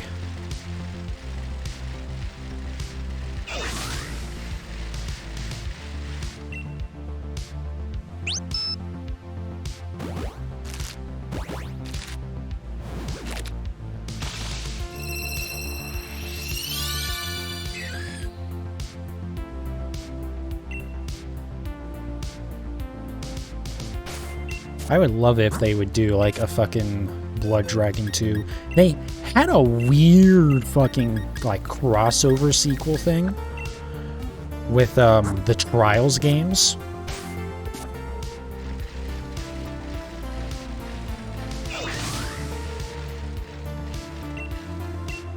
So, you know, the basically side-scrolling dirt bike games.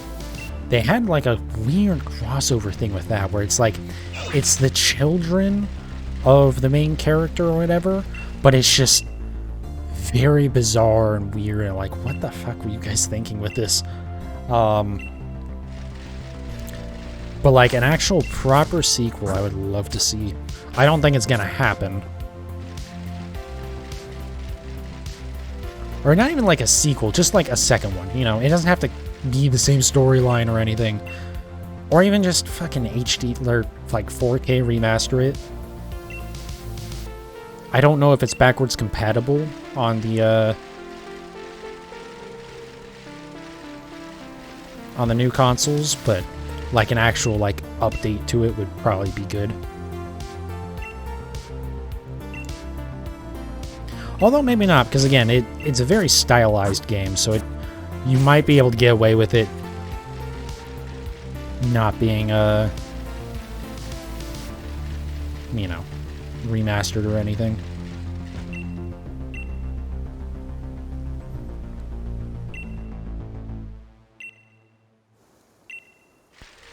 But yeah, going back to like the only thing that one of the only things I like about Uplay is having like the points that you get rewarded. They're like Uplay points or whatever. It might even just be U points. But getting points from, you know, basically achievements, but then you can spend them on rewards, which most of it is just like nonsense that you would never care about. Like, I think in for like Blood Dragon, some of them were like desktop backgrounds and stuff like that. Like, it's all meaningless little things for the most part. But like in what was it? Child of Light, which is like a really, really good like super stylized RPG. I would love to go back to that too. I'm not going to do it on PC though, because again, Ubisoft. Thanks, fuckers.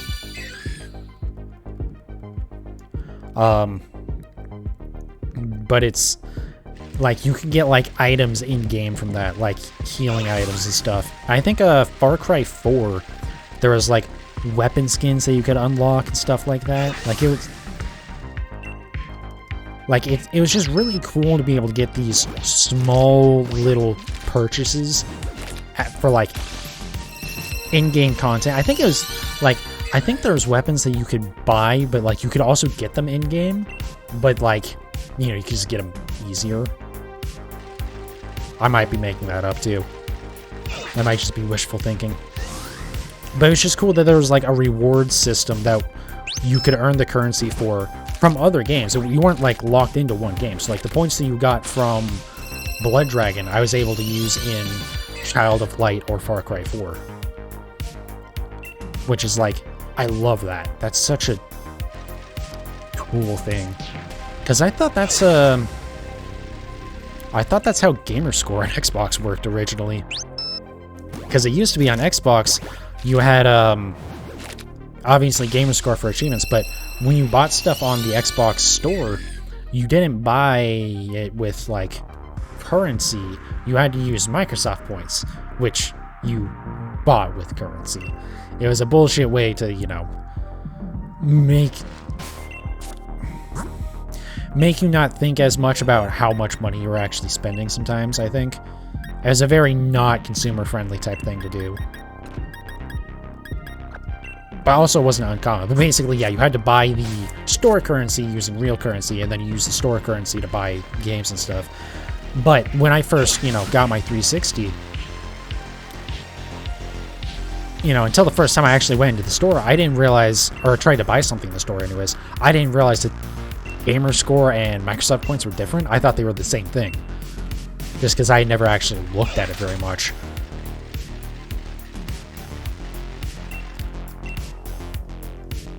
I would love it if there was a way to, like, spend a Gamerscore or something. There was a thing with, PlayStation, I think. I forget when they did it. If it was before the PlayStation 4 came out, or sometime after the PlayStation 4 was out. But they did a thing where you can actually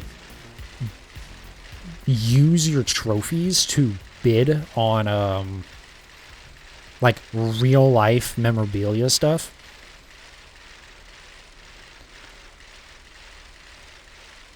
And that was like a really cool idea, I thought. It kind of sucked because like a few people basically bought everything because, you know, this was before there was a whole lot of bullshit like achievement games. There were some like that first Naruto game on the Xbox 360 that you can get all 1000 gamer score in like 15 minutes by just mashing the attack button to build up a combo. But there weren't like all the games where it's like you literally just like beat one level and it gives you all the achievements and shit like that. Like there's so many games now that are just gamer score bait basically. So like, yeah, there's kinda some framework of the game there, but it's basically just a delivery device for a bunch of gamer score. And then now what happens is you can do title updates, and those you can add a bunch of gamer score with as well, and you can just do like a bunch of title updates and keep adding more gamer score to this fucking game. So there's like some companies that are pretty much all they do is they just sell shitty games that have gamer score, and they make money because there's people like I used to be who will just do that.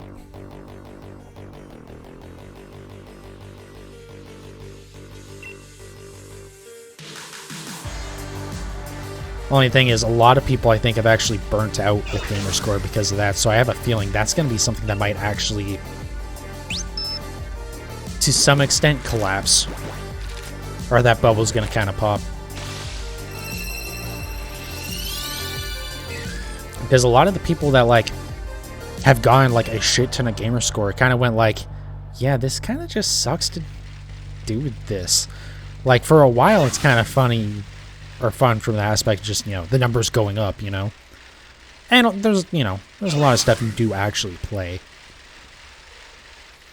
But after a while, when they're, like, one of the people who's, like, got over 1 million gamer score, it's just like, I would kind of rather just get it playing real games. So I think there's going to be some fall off there.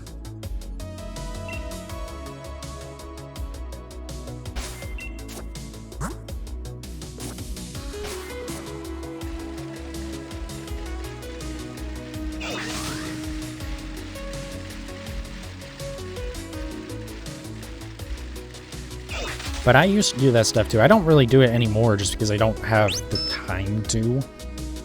But it's like, I used to buy games on PlayStation just because they were easy completions.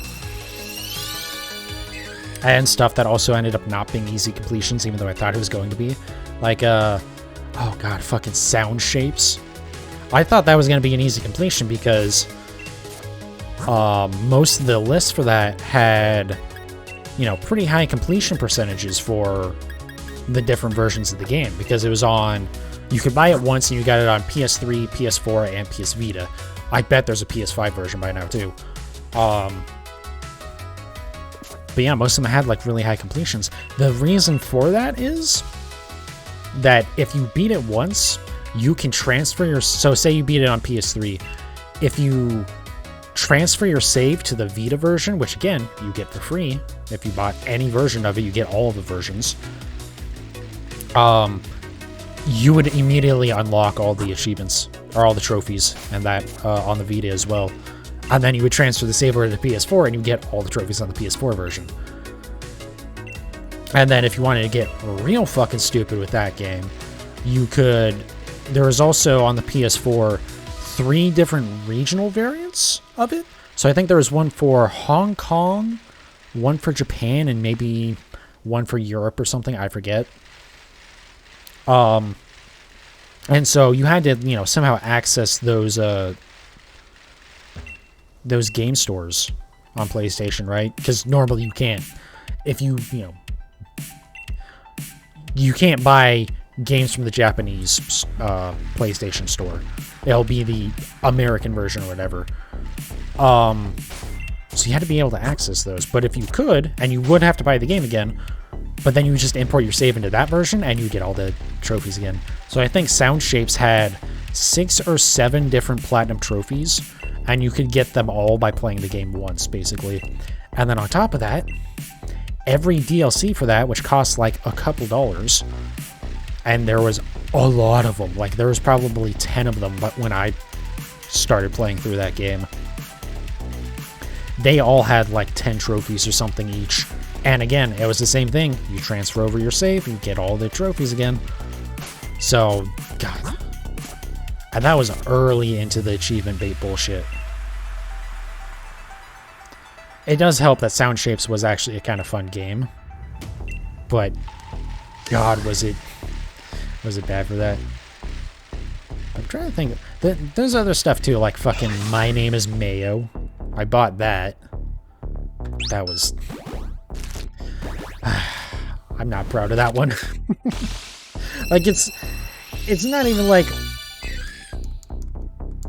It's just, you literally just press A like 1,000 times. And it sucks. Actually, it might have been like 10,000 or something. But the thing is, like, you might think, like, oh, that's really easy. It is. So this would be, you know, quick knockout. No, it's not. You know how miserable it is to press A that many times in a row? And there are things where, like, at certain increments of pressing A, you would unlock, like, an outfit for the jar of mayo. I'm not kidding when I say, like, it says, My Name is Mayo. Yeah. It's literally you're tapping on a jar of mayo, however ungodly amount of times you have to do it. But sometimes you unlock a new outfit, and some of the achievements require you to tap on it a certain amount of times with that outfit on. So you can't just, like, set something up to auto-press the button for you, because you have to also fucking change out the outfit sometimes, too. It's like, fucking God. Like, at the time, it was hilarious that when I did it, but now I'm thinking about it, it's just like, what the fuck? Why? Why would I ever do that?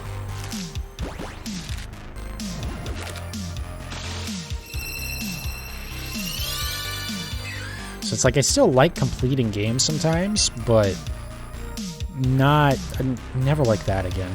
Actually, I shouldn't even say that, because, like, a couple of years ago, I went through a spree where I downloaded a bunch of things on Game Pass, and knowing that I wasn't going to complete them, and just, like, played them for a little bit to get a bunch of gamer score, and then I was like, yeah, that's good enough. But that's still not as bad, because Game Pass is, you know, a lot cheaper than buying those games individually like I used to. Like, I downloaded the Rare Replay Collection, and all, like, the really old games that I was like, I'm not going to play this shit. But I would load it up and get, like, a couple of achievements in those games just for, like, you know, starting up the game, playing it for the first time, stuff like that. Just, like, simple things that gave you a little bit of gamer score. I did all those. I would kind of like to go through and actually play some of those games, like the Banjo-Kazooie games, because I never played through those as a kid, because I had a PlayStation. I didn't have an N64. That was, I believe it was N64.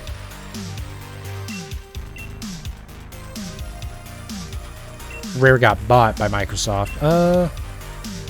Actually, I forget when they got bought. They had started publishing their games onto Xbox at some point. I forget if it was like they went all in on Xbox or not, or if they were doing Nintendo and Xbox, but then they got bought by Microsoft, so obviously at that point they went full Xbox.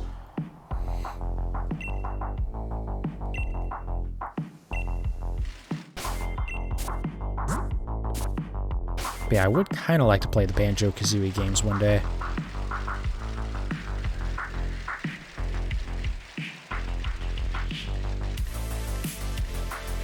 And I don't think those are hard completions. They're a little bit time consuming because you have to get like all of the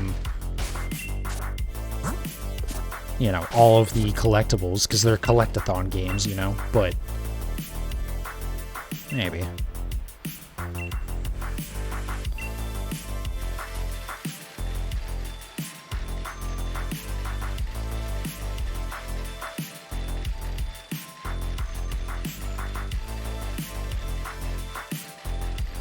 Also, if I ever pick up a PlayStation again, I might have to force myself to... Well, first I have to see if this game would even be backwards compatible, but I have to force myself to play the Sly Cooper collection again. Specifically, the... I completed 100% 1 and 2. Problem is, I did those within like a week of each other. I think Sly 1 might still be my fastest completion on PlayStation, actually. Because I did that in like less than a day.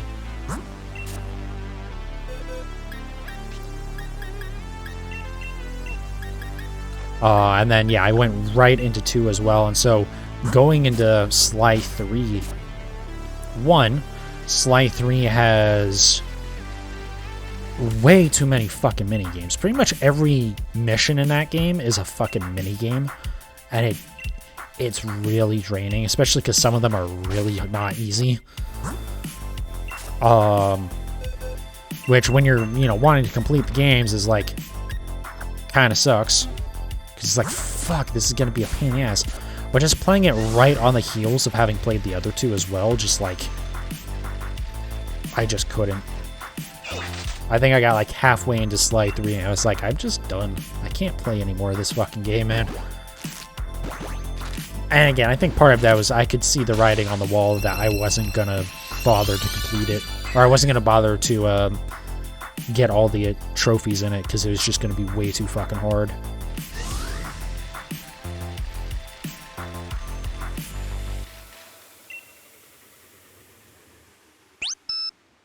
Speaking of playing old stuff, actually, I need to see...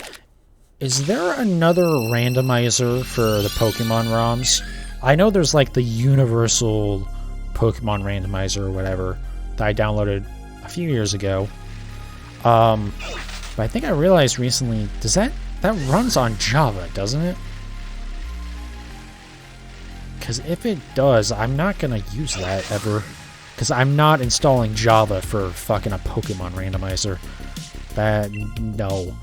There's exactly 2 reasons why I would ever even think about considering installing Java at this point, and it would be Minecraft and the Pokemon randomizer. And the thing is, I don't need it for Minecraft because Bedrock Edition exists, and so I'm not going to do it for just one fucking thing. And I don't care enough about modding Minecraft at this point to ever install Java version again. Unless like I really had a reason to. So I need to see if there's like another one, because I have totally legit copies of all of the old Pokemon games up through Gen 4. Neither Minecraft or the randomizer require Java to be installed. Okay. Well, Minecraft requires it for the Java version, does it not? That would make sense. Like, yeah, there's Bedrock version, which, you know, is not made in Java. Oh, whoops. I missed a couple. But that's good. Maybe I was wrong about that. I have to double check into it. I remember seeing it... Minecraft was not written in JavaScript. It might have... No, it's... Minecraft was originally made in Java. Maybe they changed it, which would be really awesome. And it would make sense because Java is a massive security issue for computers. The amount of exploits that are in Java is absurd. Alright, well, maybe I shouldn't say that. Sorry, I'm mixing it up a little bit with Flash as well. Flash was really fucking bad. I thought originally it was, but I could be wrong. Okay, maybe they have changed it over then. I should look into that then. Because I would rather play Minecraft on, you know, the JavaScript version then, I guess. I know Java and JavaScript are very similar. We'll have to look into it.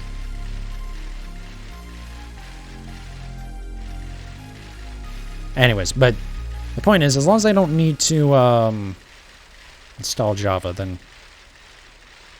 my what I was just bringing up is irrelevant. Anyways, the reason why I was bringing it up is eventually I do want to do playthroughs of all the old Pokemon games.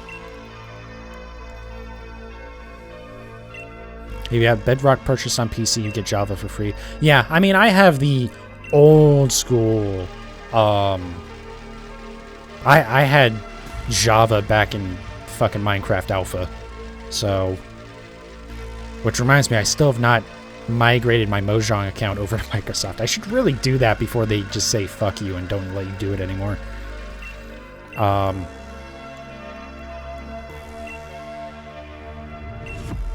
But yeah, if you have either version of the game purchased, you have both versions now, which is cool that they're doing that. I thought, see, the weird thing is, I think for a very long time, if you had the Java version, you could also get a code for the Bedrock version, but I don't think for a while, if you had Bedrock, you could get Java. I think it was only the other way. But they made it so that it's, if you have either, you have both, which is awesome.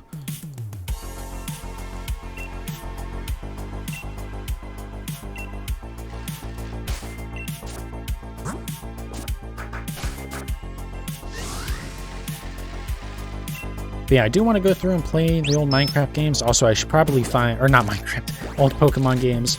I should probably see if I can find totally legitimate versions of newer games past Gen 4.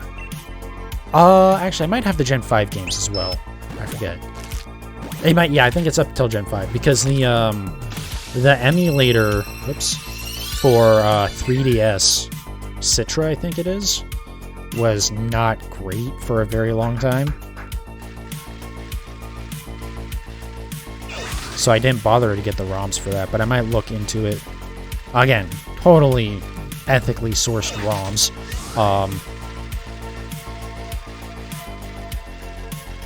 But because I want to play through the old games, and I also want to do randomizers of the old games. Like, I think, like, Gen 2, I might just do a randomizer for, because, I mean, I've played through those games a couple of times. But then, like, Gen 1 and Gen 3, I'll do, randomizers for. Or I'll do, like, a normal playthrough and then the randomizers.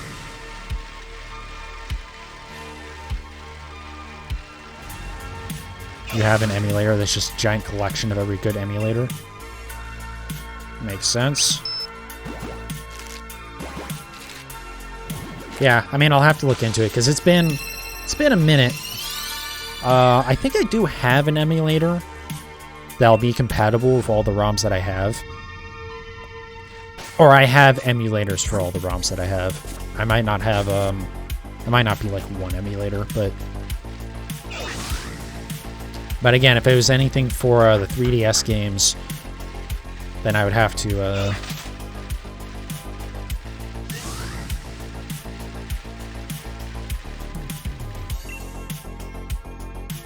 sorry, I lost my train of thought there. I'd have to look into getting the emulators for it as well. I can maybe consider, I know the Switch emulator is actually pretty decent. Sorry, no, I know the Wii U one is decent. I don't know about the Switch one. I think the Switch one has come a long ways, though. But I remember people played the,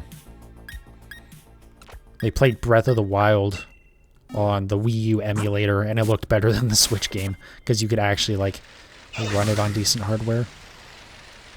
If I do play Java, I highly recommend playing Skyblock.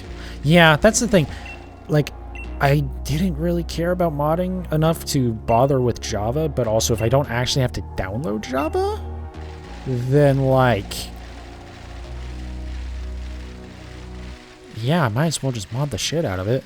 And, or, you know, do some new experiences like Skyblock or, you know, other stuff.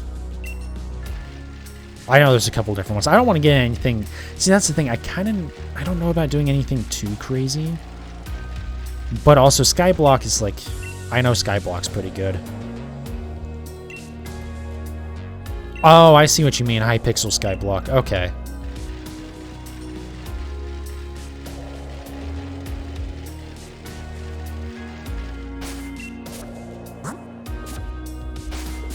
Yeah, I mean, as long as I can just, like, play kind of by myself and not have to worry about people being douche canoes, then yeah, that would work fine.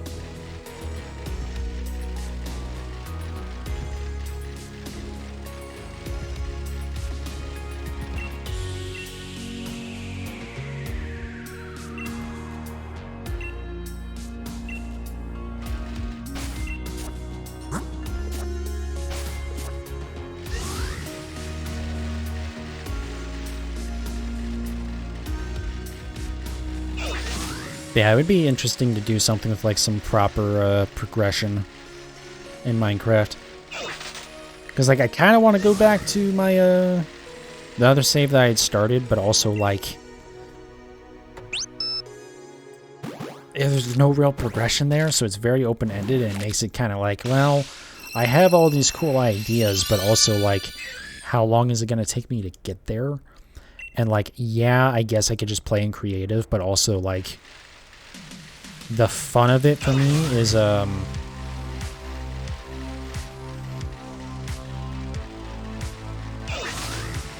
fun of it is like actually collecting the resources to do cool shit.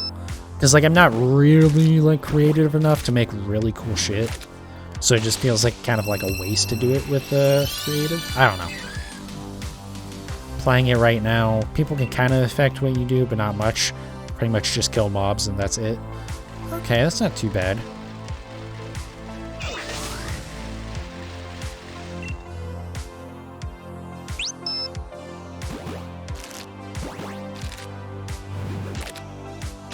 Yeah, that's something to look into for sure.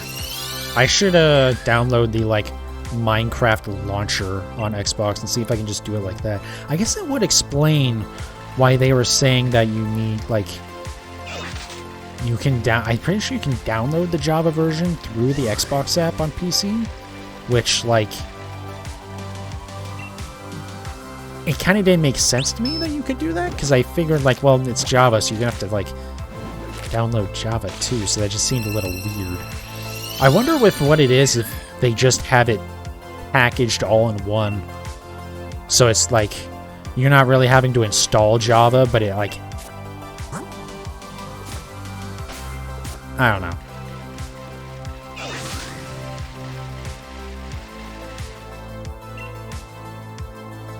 There's a thing you can do where you're put into a dungeon with other people. Wow.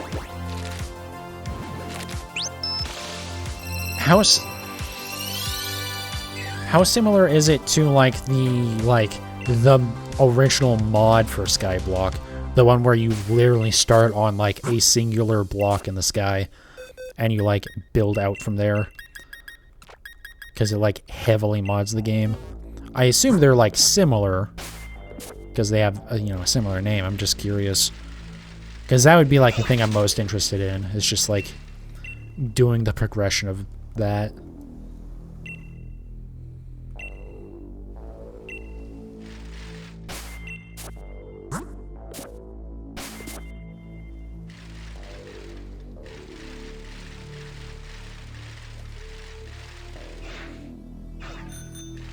Also, I will say something that I learned recently, which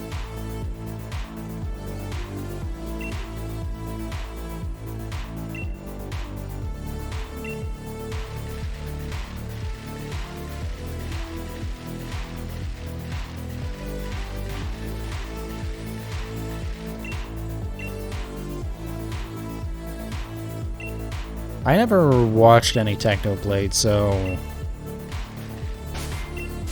that doesn't really make much sense to me. Obviously, I get the first part of the sentence. I don't get what you mean by Windcraft.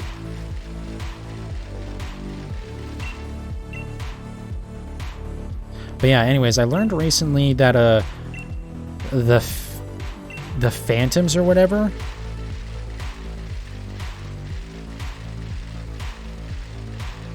was never on your private island except for minions, which are auto farms. So it's basically an RPG. Ah, okay, yeah, no, I'm good. It might be fun or something, but that's not what I thought it was. Because, yeah, the Skyblock, like, mod, literally, you load into a brand new world and is one singular block that you're standing on.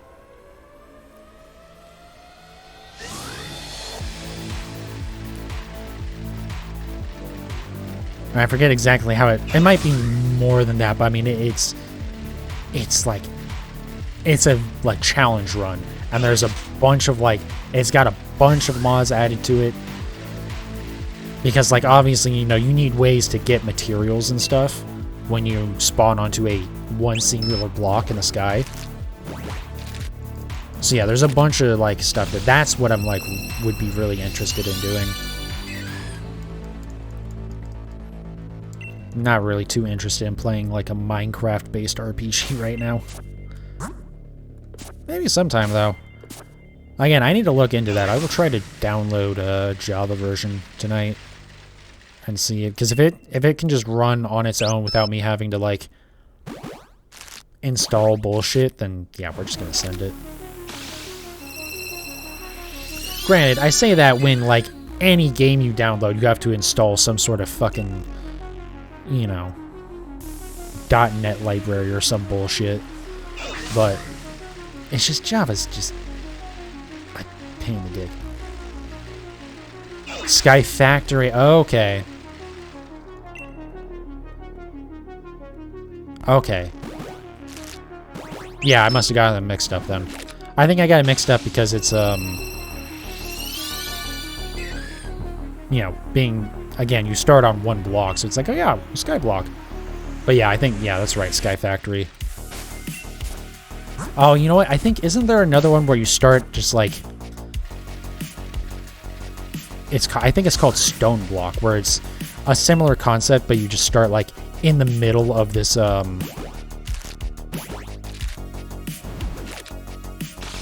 whatchamacallit? Like in the middle of just a giant cube of stone. So there's no like overworld really. I don't think I would be as interested in that one anyways.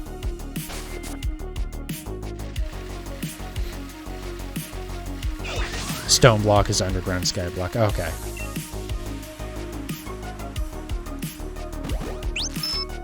Okay, I see what you mean. So Sky Factory is the name of the mod, but like Stone or Sky Block is like the mode, I guess.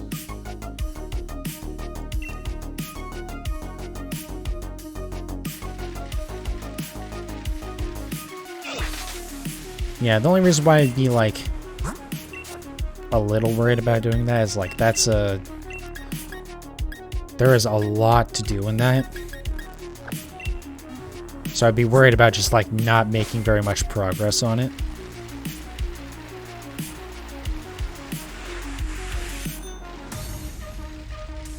But who knows. Again, if I'm not having to dick around with Java too much, then... And if the mods aren't too much of a pain in the ass. That's the other thing. I remember old Minecraft mods. Like, I remember, you know, being fine with doing it back in the day, but, like, the bullshit of, like, actually installing them sometimes is such a pain in the ass.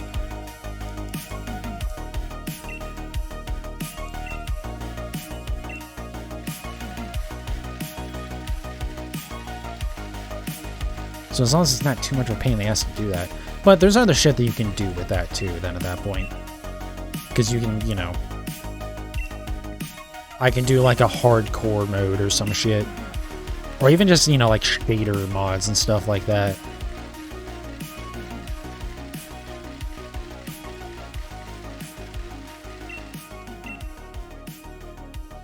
Use CurseForge, it makes modding so much easier. Curse is still around? Yeah, I remember Forge being a thing. But the problem is you had to, like, find mods that actually supported it and stuff, which, granted, I assume would be the same case now, but also, like, now, you know, a lot more stuff is gonna be supported by it. I remember old school Minecraft modding days and alpha and beta just being you know, it's just be a big mess sometimes. And browse the mods to the app. Okay.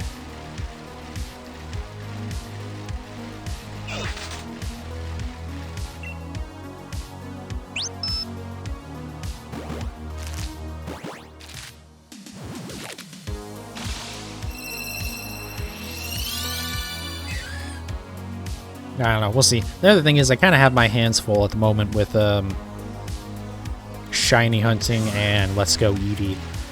And, you know, kind of having to get those done before the new games come out.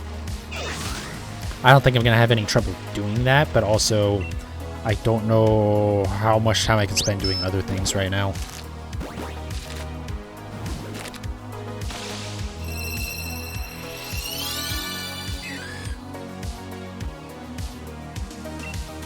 Granted, if I was streaming more, it'd be a lot easier.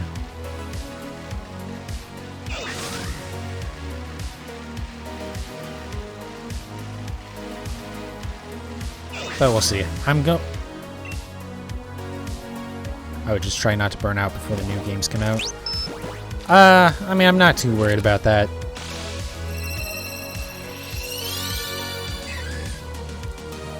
I can definitely see myself getting burnt out with shiny hunting, but I'm not too worried about being excited for the new Pokemon game coming out.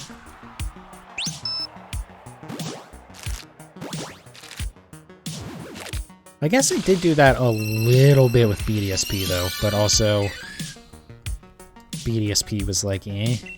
I shouldn't say that. BDSP was pretty good. It's just, it was a long game, and it made it,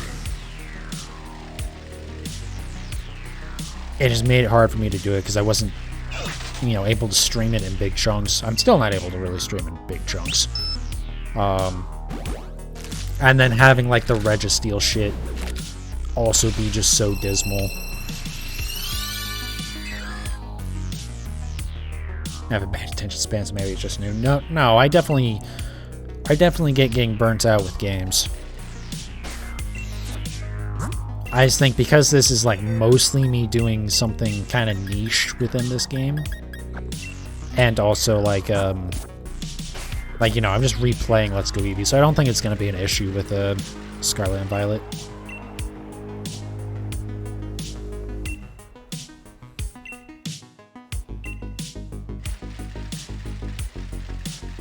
But we'll see. Hopefully that comment doesn't age very poorly.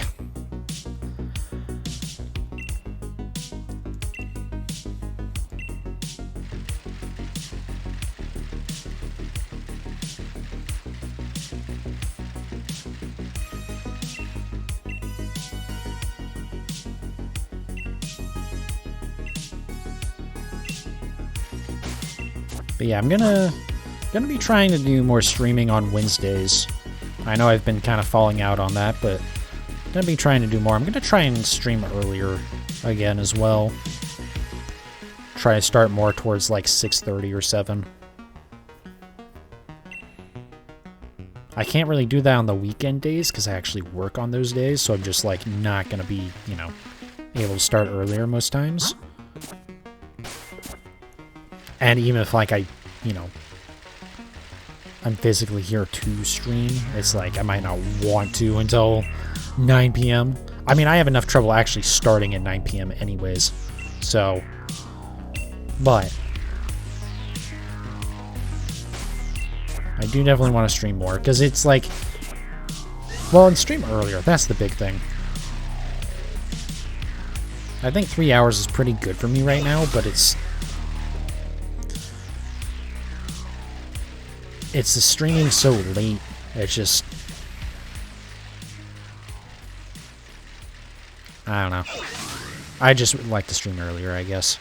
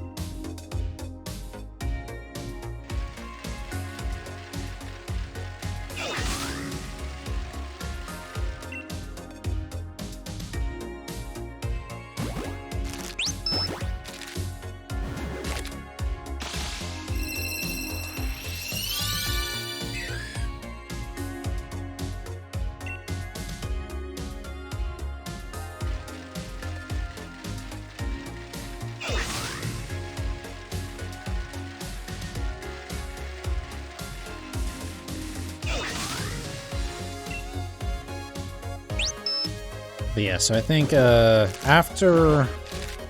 Depending on how long it takes me to complete Let's Go Eevee, that's the other thing about not being worried about burning out too much, is that, like, it's not going to take me very long to get through Let's Go Eevee. But depending on how long that takes, because I'm only going to be really playing it, like, once a week anyways, I might not do another playthrough of anything before the new games come out. Or maybe I can do something like Pokemon Yellow or something.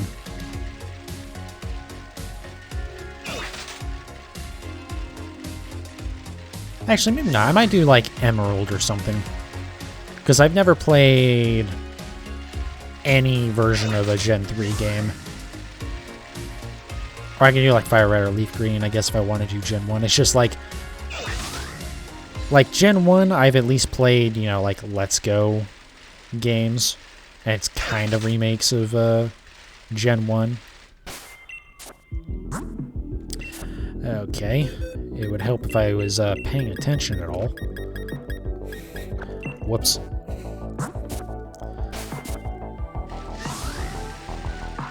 But like Gen 3, never played Fire Red or Leaf Green, never played any of the OG ones. I never played the remakes in Gen 6 either.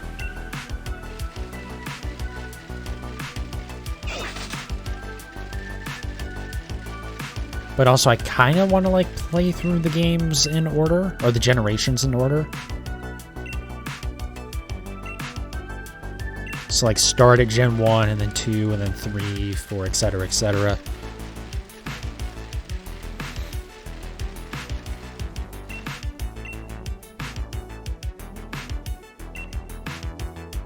Guess it really doesn't matter, though. Yeah, I don't know. I'm kind of leaning towards not... Oh, did I start counting on those again? Whoops. Percentage is still going to be off, but that's fine. But yeah, I'm kind of leaning towards not doing that, because I know if I start, like... If I start any other new playthrough, I just have this feeling it will run into... Like, I'll still be playing it when the new games come out, Scarlet and Violet. And I don't want to stop a playthrough to play those and then go back to that. Especially because I'm going to really want to go like right into shiny hunting with those, I'm sure.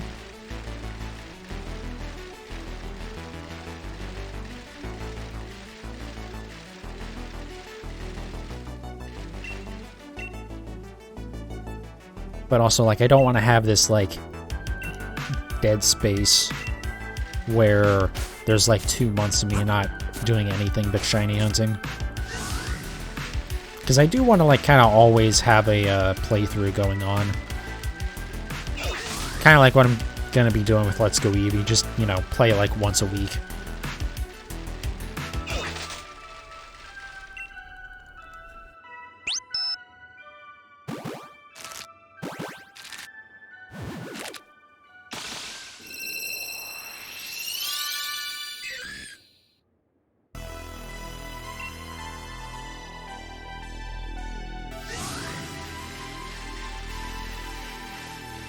Oh, I did have an idea.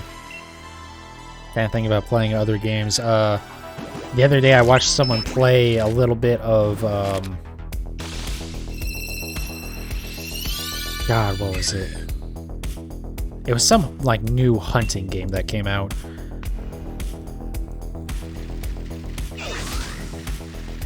I did kind of have the idea of, like, oh yeah, I could play, like, the opposite of Pokemon, where you go and hunt animals for meat. That could be fun. Or funny for, like, a stream. I don't think I'm gonna do that, because I'm not gonna go spend money on that game. As much fun as I think I would probably have with it, because I do like those kinds of games. Or at least I used to. Problem is, like, especially the Cabela's games, they all became either on-rail shooters or, like, very much just like an arcade game, it seemed like. Because there's like, yeah, here's this zone where if you hunt from here, then you get a points multiplier and blah, blah, blah. I was like, what the fuck is this? I remember, all I want, really, And honestly, this game that I was watching get played kind of reminded me of, there was a Cabela's game way back on the PS1. I think it was, Cabela's, like, Trophy Hunter Ultimate Challenge or something like that. But it was very much just like, yeah, you know, here's this map. You have to buy the permits for whatever animal you want. You have to buy your guns and stuff. I used to go out and hunt it, and there was no, like, story. There wasn't even really, like, you know, anything too special to it. It's just do the hunting part of it. And there was, like, some assist stuff to make it easier. Like, you can make it so that... Oh, I'm doing it again, aren't I? Yep. You could make it so that all the animals would have a dot on them, no matter where you were in the... Like, pretty much like a wall hack. So you would always know if you run in a direction, there is an animal in that direction.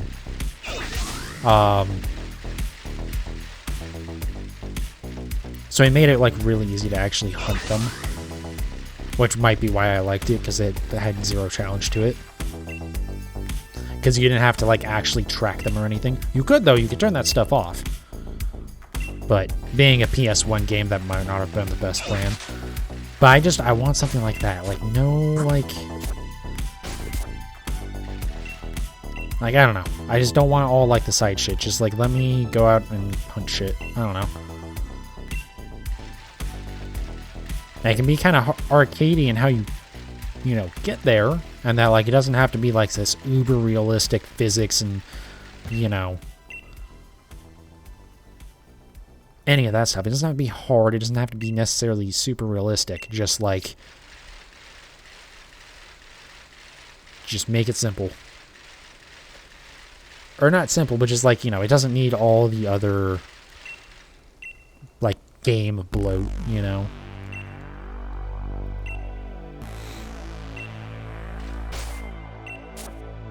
But I don't think I'm gonna do that, because again, I'm not gonna go spend money on that game.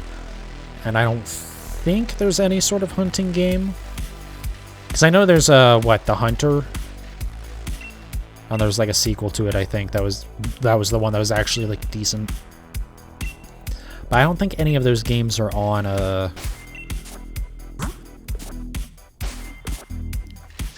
PC Game Pass. If there are, maybe I would consider it.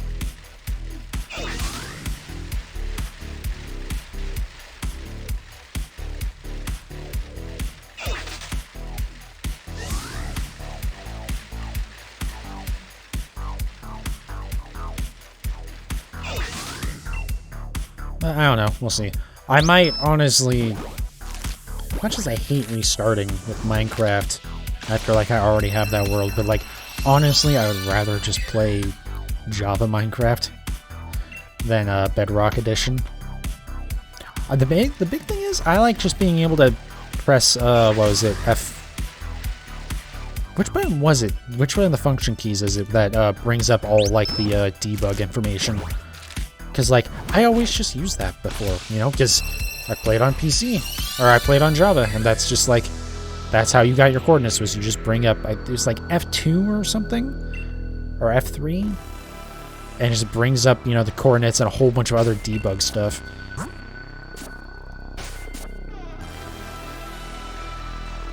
And it doesn't have, like, a bunch of the very much console-oriented stuff. And doesn't have all the fucking microtransaction buy skins bullshit. I do like some of that stuff in terms of, like, being able to customize your character, which is, like, the amount of, like, shit that they're trying to get you to buy with that game is just ridiculous.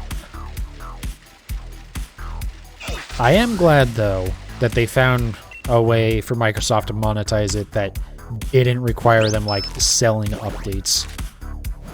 Or, like, you know, keeping, you know, actual, like, content, like, you know, main game content behind, like, DLC walls. Like, yeah, I know there's, like, mashup packs and shit like that. That, who gives a fuck, you know?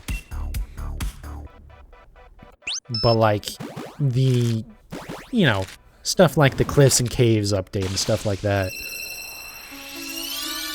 Because it would have really sucked if that became like a, you know, a paid DLC. So I'm glad it's like monetized in a way that doesn't interfere with that. But also, oh my god, it's so fucking monetized.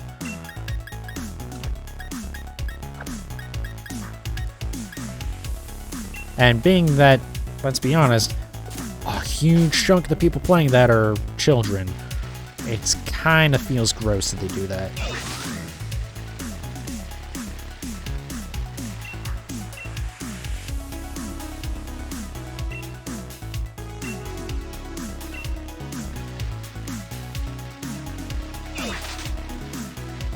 Also, that reminds me, at some point, I need to actually go back to Minecraft Dungeons at some point.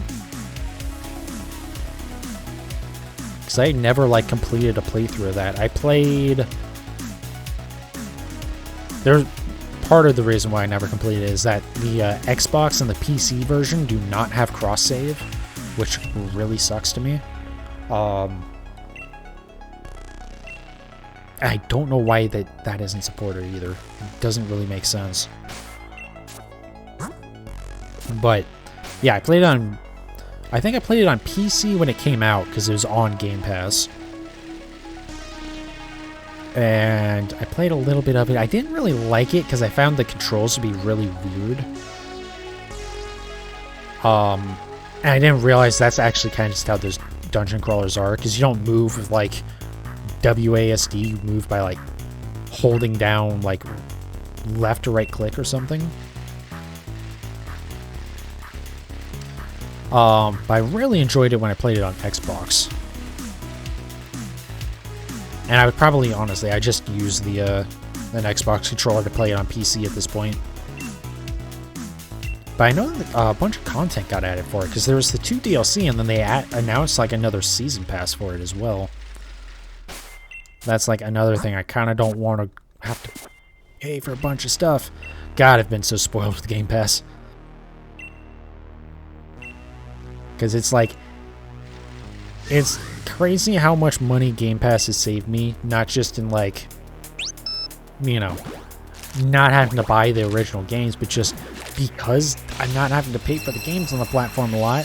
It's just like, well, it's a lot harder to justify paying for DLC. Especially when, like, you know, oh, this game's going off of Game Pass. Okay, I guess my DLC is now worthless because I'm not going to go buy the game, but I, you know, spent money on the DLC. I do like... And the situation here is different, but I like that with Forza Horizon... I assume they've done this with Motorsport as well. When those games got... They were pulled off of Game Pass and actually delisted from the Microsoft Store because...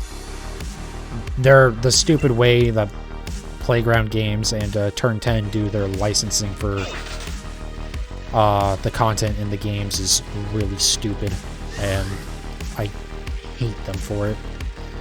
Because most games are like, you know, like Gran Turismo or Need for Speed. You know, they license the cars and like the music and stuff, and it's only licensed for that game. But like, they can sell that game for as long as they want. They just, you know, they only have the content for that game. They have to relicense it later. With Forza, they only license it for a certain amount of time for that game. So like 3 or 4 years. Which means that when the new game comes out, the old game ends up eventually having to get delisted from the store because they actually don't own the rights to any of the content in the fucking game anymore. Why the fuck would you do that?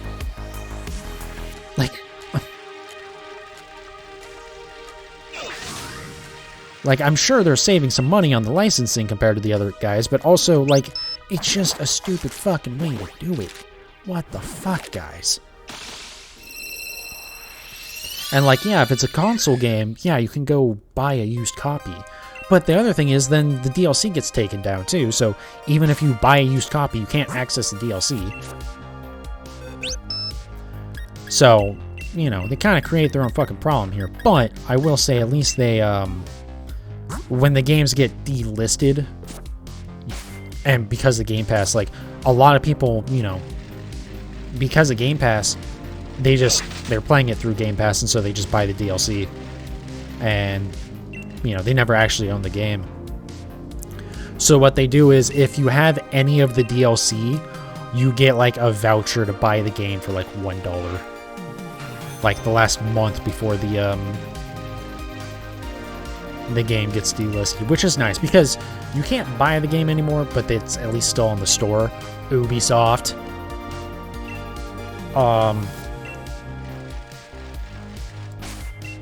So, like, you know, you're not, if you own it, then you're fine. You're not going to lose out on that. It's just annoying. Because, like, with Forza Horizon 2, so it was free with Games for Gold, actually. Like, right before Horizon 4 came out. And they did the same thing with Horizon 1 when Horizon 3 came out. But yeah, so that was, you know, free game, downloaded it, and I knew it was going to get delisted, like, shortly after that. And I kind of went, well, I'll buy the DLC in, you know, a couple days or something. I'm not going to buy it right now. I forgot about it, and it got delisted before I bought the DLC. So I have no way to access Storm Island or the Porsche DLC. And it's just like, cool, guess I will literally never get those achievements. It's like the only Horizon game that I have less than 1,000 gamer score in, because it just, there's no way to access that content. And like, with some stuff, sometimes on eBay you can like find people selling codes from like the in-game like card things, like the gift like gift cards, or like the you know, buying the store currency. So you can like go to Target and buy a card for like $20 on the Xbox store, for instance, and then you redeem that, and then you have $20 in store credit on Xbox. If for some reason, or it'd be like, you know, if you go and pay with cash, and then that way you can basically use cash to pay for digital games. And sometimes for some of those DLC, you can find those on like eBay and shit. But like, one, you have zero idea if it's gonna work. Hope it does. Hope they didn't redeem them themselves. But also, like, not all of the DLC had that. And, you know, you're talking about something that you're trying to find an old download code that wasn't used by someone for some fucking reason. Like, it's just, the odds of that happening are so small. And so there's just not very many of them. And also just like, again, stop making your own fucking problem here, play around games. And mostly Turn 10. Turn 10, I think, is the big problem here. And in that they like started that issue. And maybe it's, you know, that's not how they want to do it, and it's all because of Microsoft, but like, it's still fucking stupid. It's so fucking stupid. Like the, here's how bad it is. The old, original, like, Xbox, or even the Xbox 360, Forza Motorsport games, are not backwards compatible. They can't make them backwards compatible because technically they don't own the rights to all those licenses anymore. What the fuck? Like, I would have loved to go back to the old, you know, Horizon, or not Horizon, but the old Motorsport games and play through those, and it's just like, alright, cool. Guess I won't. I don't know, I really don't like how they do that.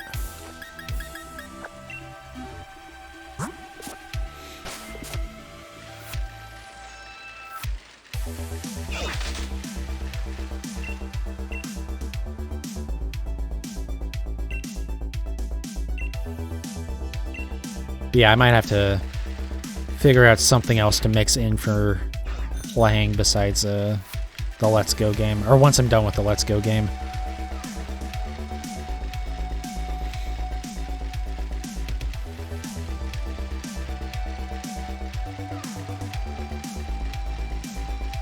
I know I could do, like,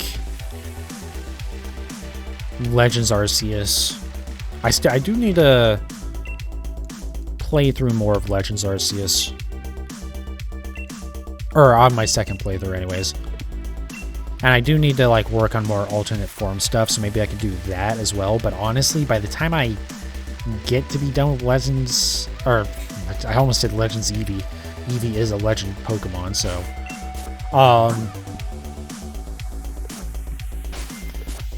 But yeah, by the time I get done with Let's Go Eevee, I'm probably going to have all the alternate form stuff done that I can do. And the stuff that I can't do, I have to wait for the new games to come out anyways, like Pavilion. The only thing is Enamorous. Because I do have to do... Or the reason why I have to do another a Legends Arceus stream, or another Legends Arceus playthrough, Jesus Christ, I'm all over the place tonight, is so that way I can get the other form of Enamorous. Because, like, I have the, I forget which form I turned it into. Like, the base form or the one that you, transform it into. But, I have to get the other one. Then you can only get one Enamorous, which isn't really surprising, but it is annoying in this case. I guess I could try and trade for that, but I'm not gonna mess with that too much. Being something that's, like, only been available in one game and you can only get one per playthrough, that's not gonna be a trade that I want to do. I'm gonna have to actually give up something pretty sizable there.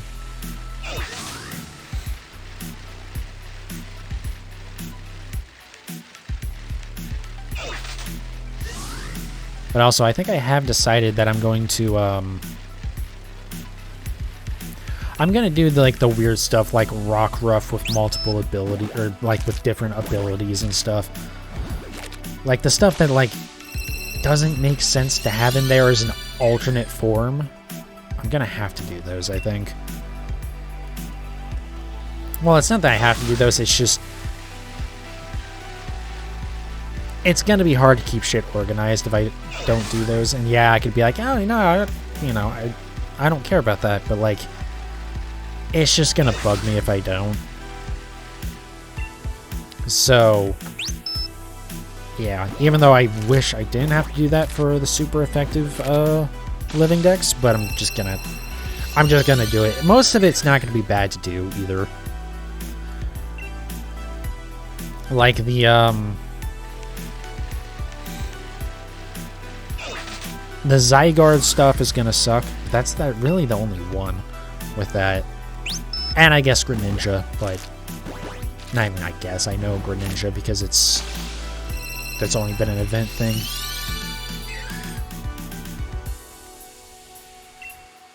I think that's the Ash Greninja has only been possible to get through an event.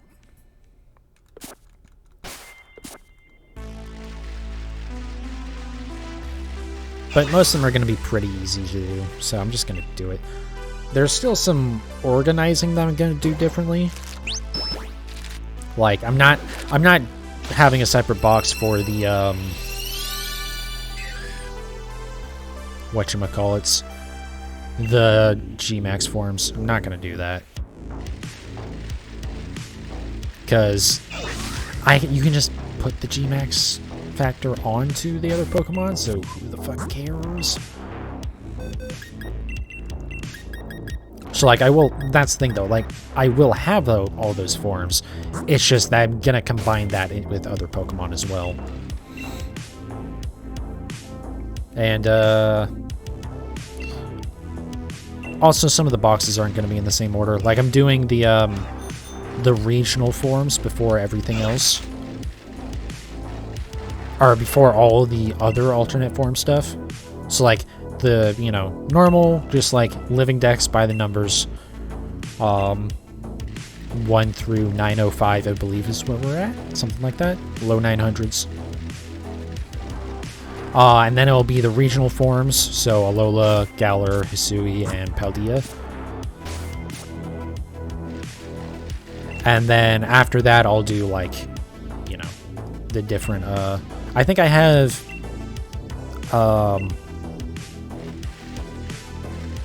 the Hat Pikachu's, Unknown, Vivillon, and Alcremie next after that.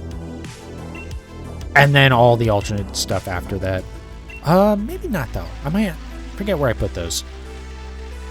Because I know I have, like, the alternate sex versions. That's the other thing that I have to do a little bit differently, is because for the time being, I'm only concerned about getting the, like, national decks as, or national decks and regional forms as shinies. So, like, you know, in some cases, I can't think of an exact name off the top of my head, but I've had a couple of them already working on the alternate sexes. Or the most, it's supposed to be mostly females. But, like, some of my shinies are, you know, female already. So I have those in the national dex section. And so I have to put the male version in the alternate sex area.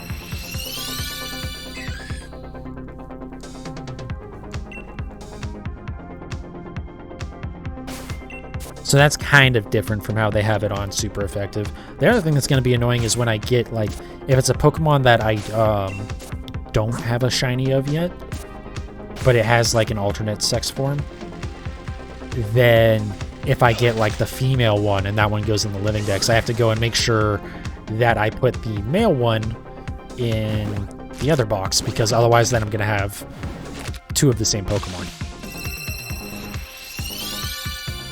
Oh, and I think for stuff that, stuff that's going to be, like, Pokemon that have an alternate form, and that's, like, say, a Mythic or something, and I don't have, like, a duplicate of that Pokemon, I just have, like, the one with the alternate form. Basically, Pokemon that are going to be, like, I have, like, it's an alternate form that I have, but it's being used in my national dex. I'm gonna use Dittos for those in the alternate forms area. Just be like, you know, just name it to whatever it's supposed to be. And be like, yep, there it is. And then when I eventually do get one to fill that in, then yeah, I'll do that. But I did a really, really bad job of explaining that. But there's just some Pokemon that I won't be able to easily get duplicates of. Or like, okay, Keldeo. Here's a great example. I don't know why I didn't lead with this, but like, since you have the one in the national dex, and then also the, you know, in the alternate forms, you have a normal one and a, the justified one or whatever. So like, you know, if I have two Keldeo, then, and you know, one's the normal, one's the, justified or whatever, then we'll put the normal one in the national dex, put the justified in the alternate forms, and then for the spot of the duplicate normal one, that would be in the alternate forms box, because Super Effective does that. Don't like that, but whatever. Again, for the sake of my organizing it and like not losing track of stuff and whatnot, I'm just gonna do it. But so in that spot, I'm gonna put a Ditto, because it's basically going to be my way of saying, hey, I have this Pokemon. It's just, you know, I don't have a duplicate of it. Just so that way I, like, when I'm going through my boxes quickly, I can see what I, like, do and don't have. So, like, if I'm going through and I see a hole in, like, you know, like, let's say if this, if I'm going through and there's that missing spot there, but then I see that in the on the website I have it marked as having that spot filled, then it's like, okay, hold on a second, what happened here? And find out if like I moved it or something, or just, you know, mistakenly clicked on it. That's why I want to fill those with Dittos, so that way when I'm looking at it, I can be like, okay, I know what's going on here. I don't have a duplicate of that Pokemon that I need to have there, but I do at least have one version of it, or one copy of it, so we'll just let it be. And if I do, you know, get a duplicate at some point, awesome. Then we can take out the Ditto.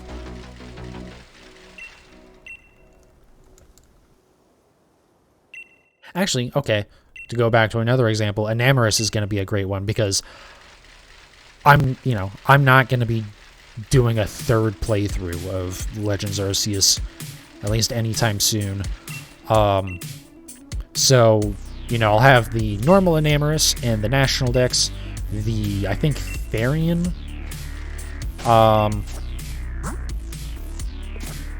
or whatever the, like, alternate form is. I'll have that in the alternate forms.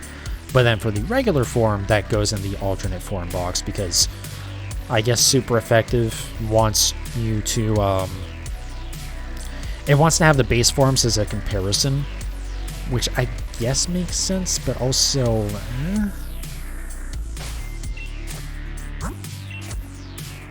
I don't know. Not really quite sure why they organized it like that. Like, it kind of makes sense, but also, like, I don't think it's necessary. So because of that, you know, I can just put a Ditto there and be like, yeah, I have this. But, like, also, I'm not going to put in the effort just right now to get a duplicate of it.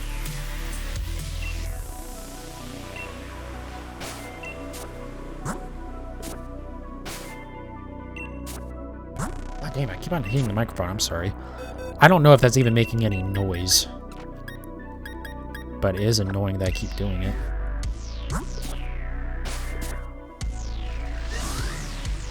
Once again, don't know why I keep on, like, counting one of those eggs when I pick them up instead of when they hatch.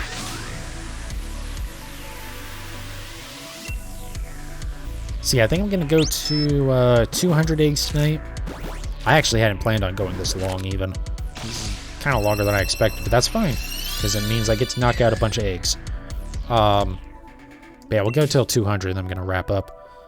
Because I'm definitely tired.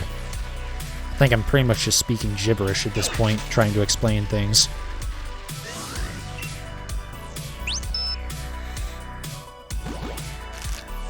Yeah, I think Friday will be probably just more of this. And then, yeah, Saturday, let's go Eevee. Sunday, more of this, and then we'll see what happens from there.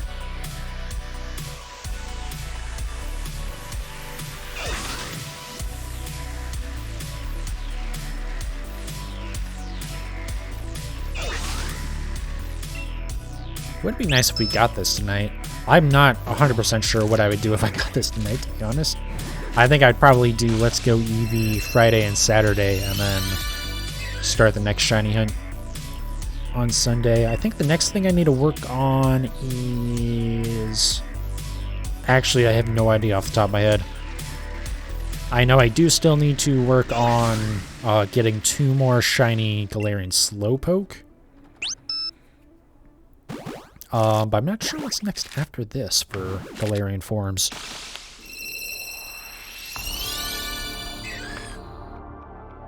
Off the top of my head, I can only think of Darmanitan and Stunfisk, but I know there's something else before those as well.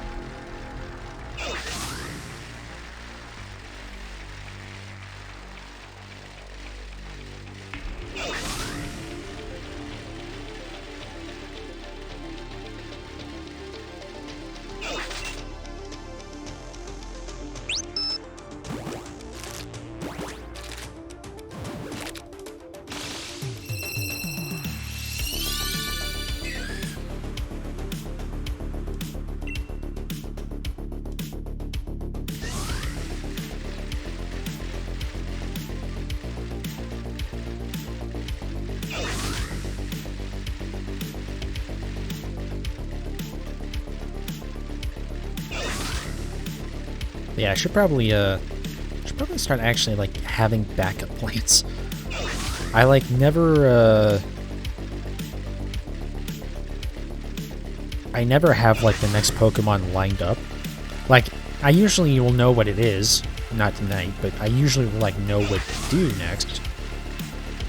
But I won't, like, have... Oh my god, I'm doing this again, aren't I? God damn it, Ray, come on.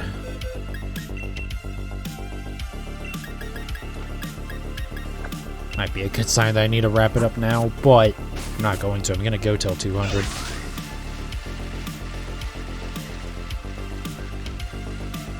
But yeah, I need to like make sure I go and hunt down a like high IV version of whatever my next Pokemon is going to be before I even start the hunt that comes before it.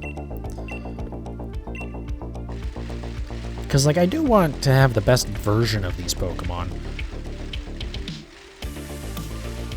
You know, when I get them shiny.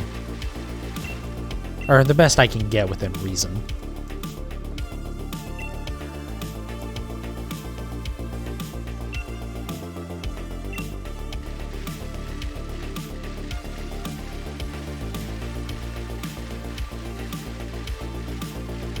So maybe that's something I need to start working on off stream. It's just, like tonight, for instance, just go and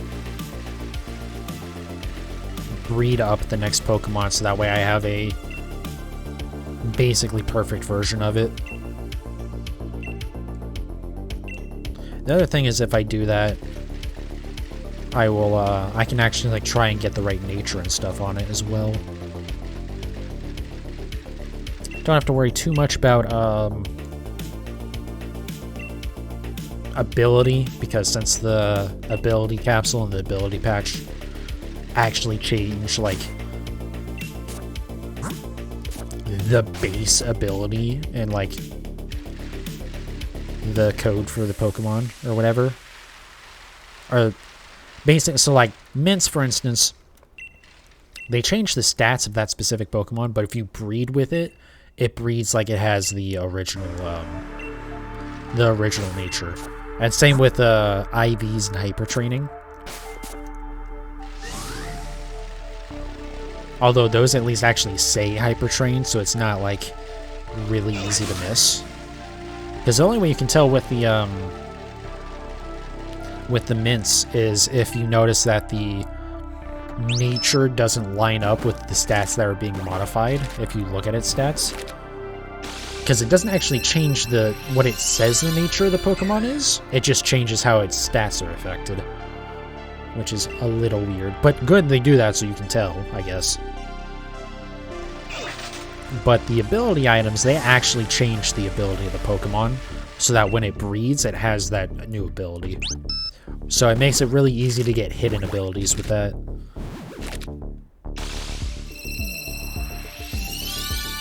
Unfortunately, at least for the first 4 generations of Pokemon,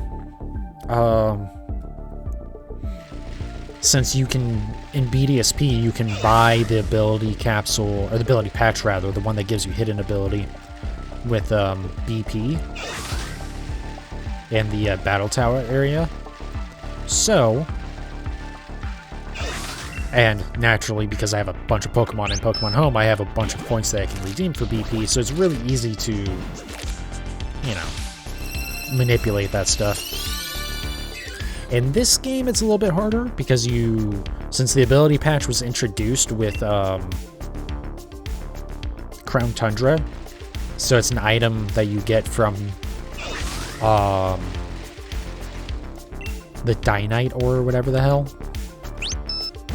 Whatever the, like, thing that they added with Dynamax Adventures as well. So you can only buy the ability patch from the store in the Dynamax Adventure area. Which means you pretty much can only buy it by doing a bunch of Dynamax Adventures. Fortunately, I've done a bunch.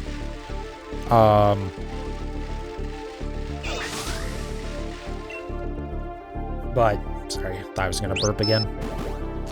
But yeah, I've done a bunch, so like I think I have enough for like 3 ability patches or something. Spread across like this save and my other save on my other profile. So, you know, I can do a couple like that, but only if I have to.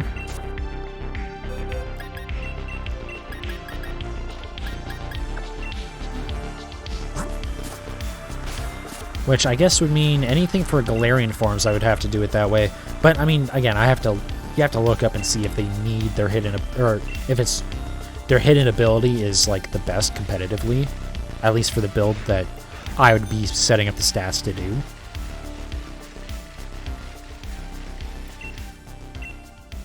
So, I don't know. I should probably start doing that though. And like make sure I always have like the next game set up as well. That isn't like as bad. Or like have some other game that I can pivot to and play. Like if I finish something early or whatever. I think Legends Arceus is a good thing for that though.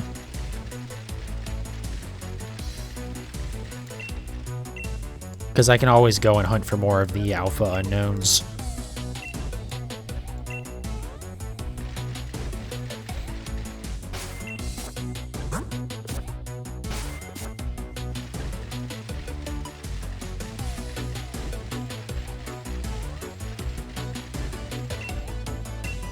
That is the one thing that I, for all like the alternate form stuff, for the most part, I don't care about alphas because I just don't care. The thing is, once you start getting like shinies and shit, then it's like, alright, well, I care a lot more about shinies than alphas. But for the unknown, at least for now, I'm gonna do it that way.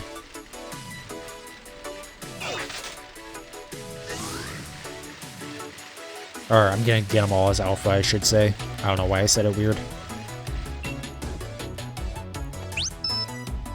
I could do it from some other stuff, I guess. Like, I don't want to try and do it for Burmy. Never mind. I was gonna say, yeah, I could do it for the Burmy evolution line. No.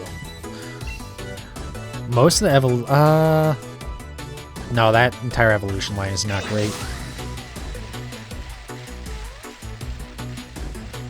But I mean, like, specifically Burmy, I think you can only get it from trees. And, like, I'm not gonna go hunting for a alpha in trees. I know there are some people that were trying to get shiny alphas for every Pokemon, including, like, Burmy and stuff, and it's like, why would you do that to yourself? I can't imagine how miserable it would be to get the shiny finally, and it's not alpha, and it's like, cool. Yeah, let me just combine my 1 in 500 chance at... No, it'd be 1 in 1300 for those tree Pokemon. No, because the shiny rate does go up with more of the Pokedex stuff, right? I forget what it gets to, but it's... You're combining that, which is like, you know, a percentage of a, you know, percent chance. Like a point, you know, 2% chance or whatever. And then combining it with also a 2% chance at most. It's just like, God.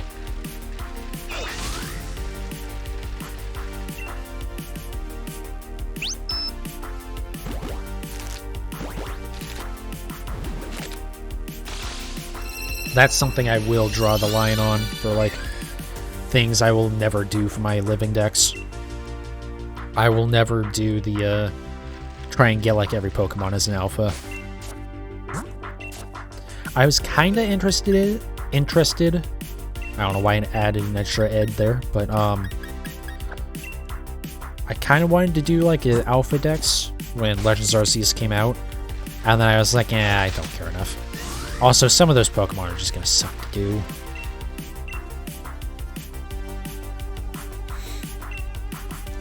Like, pretty much the water Pokemon. It's just like, I'm good. Thanks. Alright, last set of Pokemon here. Maybe we'll get the shiny in this last 5. Probably not, but, you know, we can hope. It'd be really nice.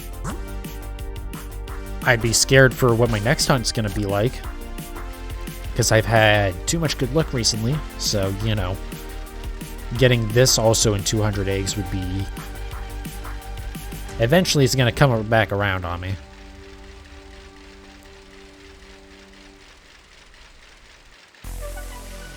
Even though there's actually, like, nothing, you know...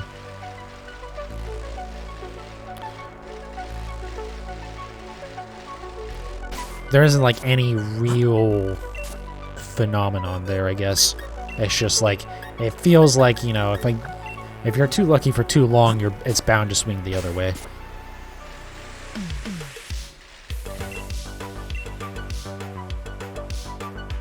When in reality, like, the next hunt is not going to be any better or worse because of how good this one is. Or bad this one is. It's still going to be 1 in 512 odds. But it just feels like, you know, it has to average out somewhere, right?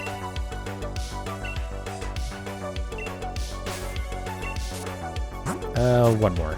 I know I only have 2 in there, but that's because I just took the 2 out, so that way they don't hatch too soon. Because for some reason, like, okay, there we go. I was gonna say, like, now, they just don't spawn an egg. And it's just like, just spawn an egg, please. I'm really interested to see how breeding is gonna work in the new games, Scarlet and Violet. Being that you won't be using an actual daycare center for it at all anymore. Very interested to see that. I wonder if it'll make that part of it any better. Because I hate how inconsistent that is.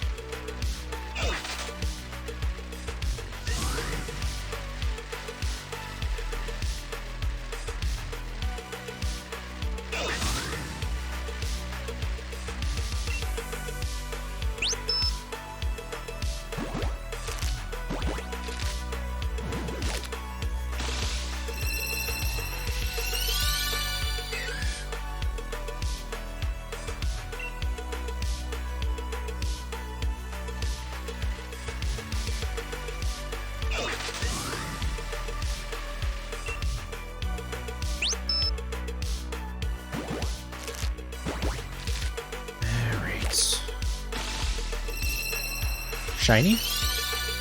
Nope. Alright, 3 more.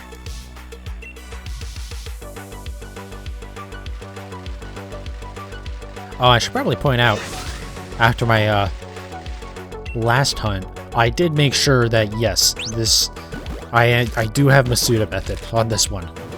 I don't have 2 Japanese Pokemon in there. That was so stupid that I did that last time.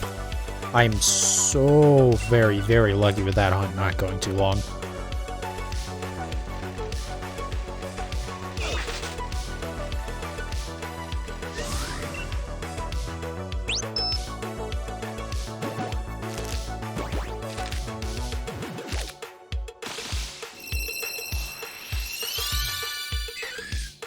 Alright, last one.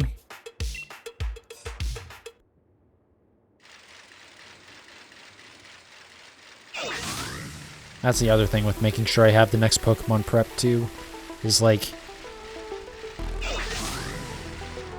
I can make sure that I'm, you know, whatever Pokemon I put in there to breed is like the one. I don't have to worry about swapping it out later. Because I'm sure that's what my plan was with Weezing, and it didn't happen. And again, I got very lucky with that. Alright, well, 200 Corsola, no shiny tonight. But that's okay. So we did get at least 1 perfect Pokemon out of it. Don't know if I got another as well.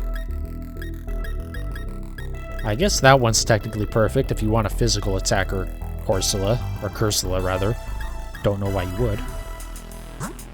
Alright, so yeah, I'm gonna wrap it up there. So next stream will be Friday. It'll just be more of this. We're just going to get right back into it. If you're watching this on YouTube, come follow me on Twitch. You get to watch everything for free. Live. And for free, I guess, too. I hit the microphone arm again, and it just completely lost my train of thought. But yeah, you can watch everything live here. If you're watching this on Twitch, especially if you're watching the VOD, why are you watching VODs on Twitch? They're all up, or almost all of them are uploaded to YouTube. Only if there's not anything really interesting that happens do they not get uploaded. And they all stay there for more than 60 days, so, you know, do that. Anyways, either way, thank you for watching. I really appreciate it. And I'll see you guys next time.